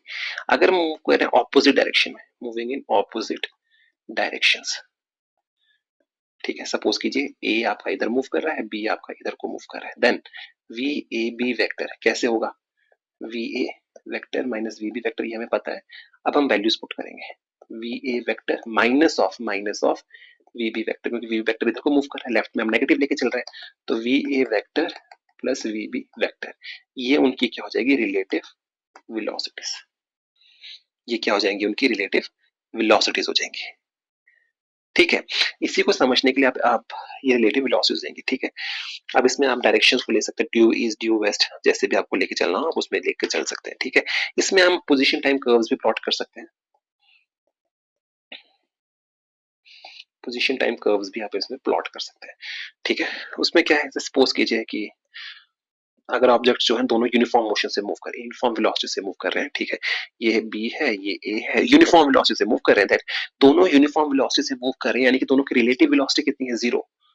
अगर ये मान लीजिए x नॉट 2 है, ये x नॉट 1 है, टाइम इंटरवल अगर वो इक्वल वेलोसिटी से मूव कर रहे हैं, मतलब दोनों की वेलोसिटी जो है सेम है, दोनों सेम डिस्टेंस को मेंटेन कर पा रहे हैं हर पॉइंट में, तो अगर मैं इसके बीच में अगर मैं xt curve, displacement time curve plot करूं, तो इस तरह का कर्व बनेगा। क्यों, अब ये क्यों बन रहा है, ये जो x नॉट है, ये x not 2 minus x not 1 है, क्या है ये, x not 2 minus x not 1 है, ये हर पॉइंट पे कांस्टेंट है, जितना यहाँ है इतना यहाँ है इतना यहाँ ये, तो कर्व इस तरह से बनेगा। बट अगर वहीं पे अगर सपोज कीजिए हम डील करते हैं इस तरह से कि इसकी ऐसी है, ये ऐसे है, वही बात है, तो क्या होगा, एक की पोजीशन, एक इस वेलोसिटी से मूव कर रहा है, एक इस वेलोसिटी से मूव कर रहा है, अनइक्वल वेलोसिटीज है, अनइक्वल वेलोसिटी से मूव कर रहे हैं, तो जो अगर मैं इसके कहीं ना कहीं जाके ये जिसकी वेलोसिटी ज्यादा होगी दूसरे को ओवरटेक कर लेगी, ए बी, कहीं ना कहीं जाके एक दूसरे को ये क्या करेंगे, ओवरटेक कर लेंगे। तो इसका जो कर्व बनेगा कुछ इस तरह से बनेगा। ये है पॉइंट ऑफ ओवरटेक, जहां पे एक दूसरे को, पोजीशन ऑफ मीटिंग, जहां पे एक दूसरे को क्या करेंगे, मीट करेंगे, क्योंकि रिलेटिव वेलोसिटी डिफरेंट है। ठीक है, तो रिलेटिव वेलोसिटी को मैं एक बार प्लीज एक बार फिर से मैं आपके लिए रिपीट कर देता हूँ। आपको इसमें बस क्या करना है, देखिए बुक्स में तो लिखने के तरीके अलग अलग होते हैं। रिलेटिव वेलोसिटी अगर मैं बोलूँ कि v ऑफ ए बी निकालना है, तो उसको हम लिखते हैं V A minus V B लिखते हैं। बुक में ऐसा लिखा जाता है कि आपको क्या करना है, सपोज कि दोनों सेम डायरेक्शन में मूव कर रहे हैं, तो दोनों में से एक को रेस्ट पे ले आइए, एक को रेस्ट में ले आइए। और उसको रेस्ट में कैसे लाएंगे, सपोज कीजिए कि ए है मूव कर रहा है विद वेलोसिटी वी ए के साथ, बी है जो मूव कर रहा है विद वेलोसिटी बी के साथ। ठीक है, आपको वी ए बी निकालना है, ये मैं बुक्स का कॉन्सेप्ट बता रहा हूँ। ठीक है, V A minus V B होगा, दोनों सेम डायरेक्शन में मूव कर रहे हैं, सेम डायरेक्शन में मूव कर रहे हैं। आप क्या करोगे, इसको क्या करोगे, ठीक है, ये मूव कर रहे हैं, एज्यूम कर रहा हूँ सेम डायरेक्शन में मूव कर रहे हैं। ठीक है, तो इसमें स्टेप वन क्या होता है, बुक्स के अकॉर्डिंगली स्टेप वन क्या होता है, आप अगर मुझे निकालना है वी ए बी निकालना है, तो बुक्स के अकॉर्डिंगली स्टेप वन क्या है, B bring B to rest. कैसे लाएंगे, by adding minus V B, उसको रेस्ट पे ले आए, add minus V B to V A to get V A B, that is V A minus V B vector. ठीक है, तो इतना करने की जरूरत नहीं होती। सो इट्स बेटर कि आप मेरे ही कॉन्सेप्ट से चलें, कि अगर आप सेम डायरेक्शन में मूव कर रहे हैं, अगर आप राइट मूव कर रहे हैं या आप दोनों लेफ्ट में मूव करेंगे, कॉन्सेप्ट यही रहेंगे, कोई दिक्कत नहीं होगी। ठीक है, एज्यूमिंग हम दोनों राइट में चल रहे हैं, ठीक है, ये वी ए है, ये वी बी है, तो मुझे पता है मुझे वी ए बी निकालना है, तो वो होगा V A minus V B.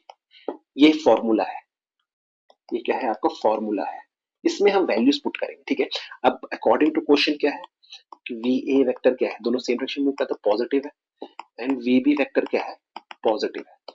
Value substitute करेंगे, V A B is equal to V A vector minus plus V B vector is equal to V A vector minus V B vector.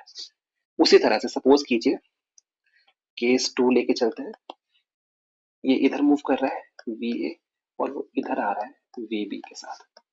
ठीक है, तो मुझे पता है V A B क्या होता है, V A minus V B, value substitute करेंगे, V A B is equal to V A positive है minus minus of V B. क्यों, क्योंकि ये लेफ्ट की तरफ आ रहा है, लेफ्ट पे हम क्या लेके चलते हैं, नेगेटिव लेके चलते हैं, तो V A plus V B vector.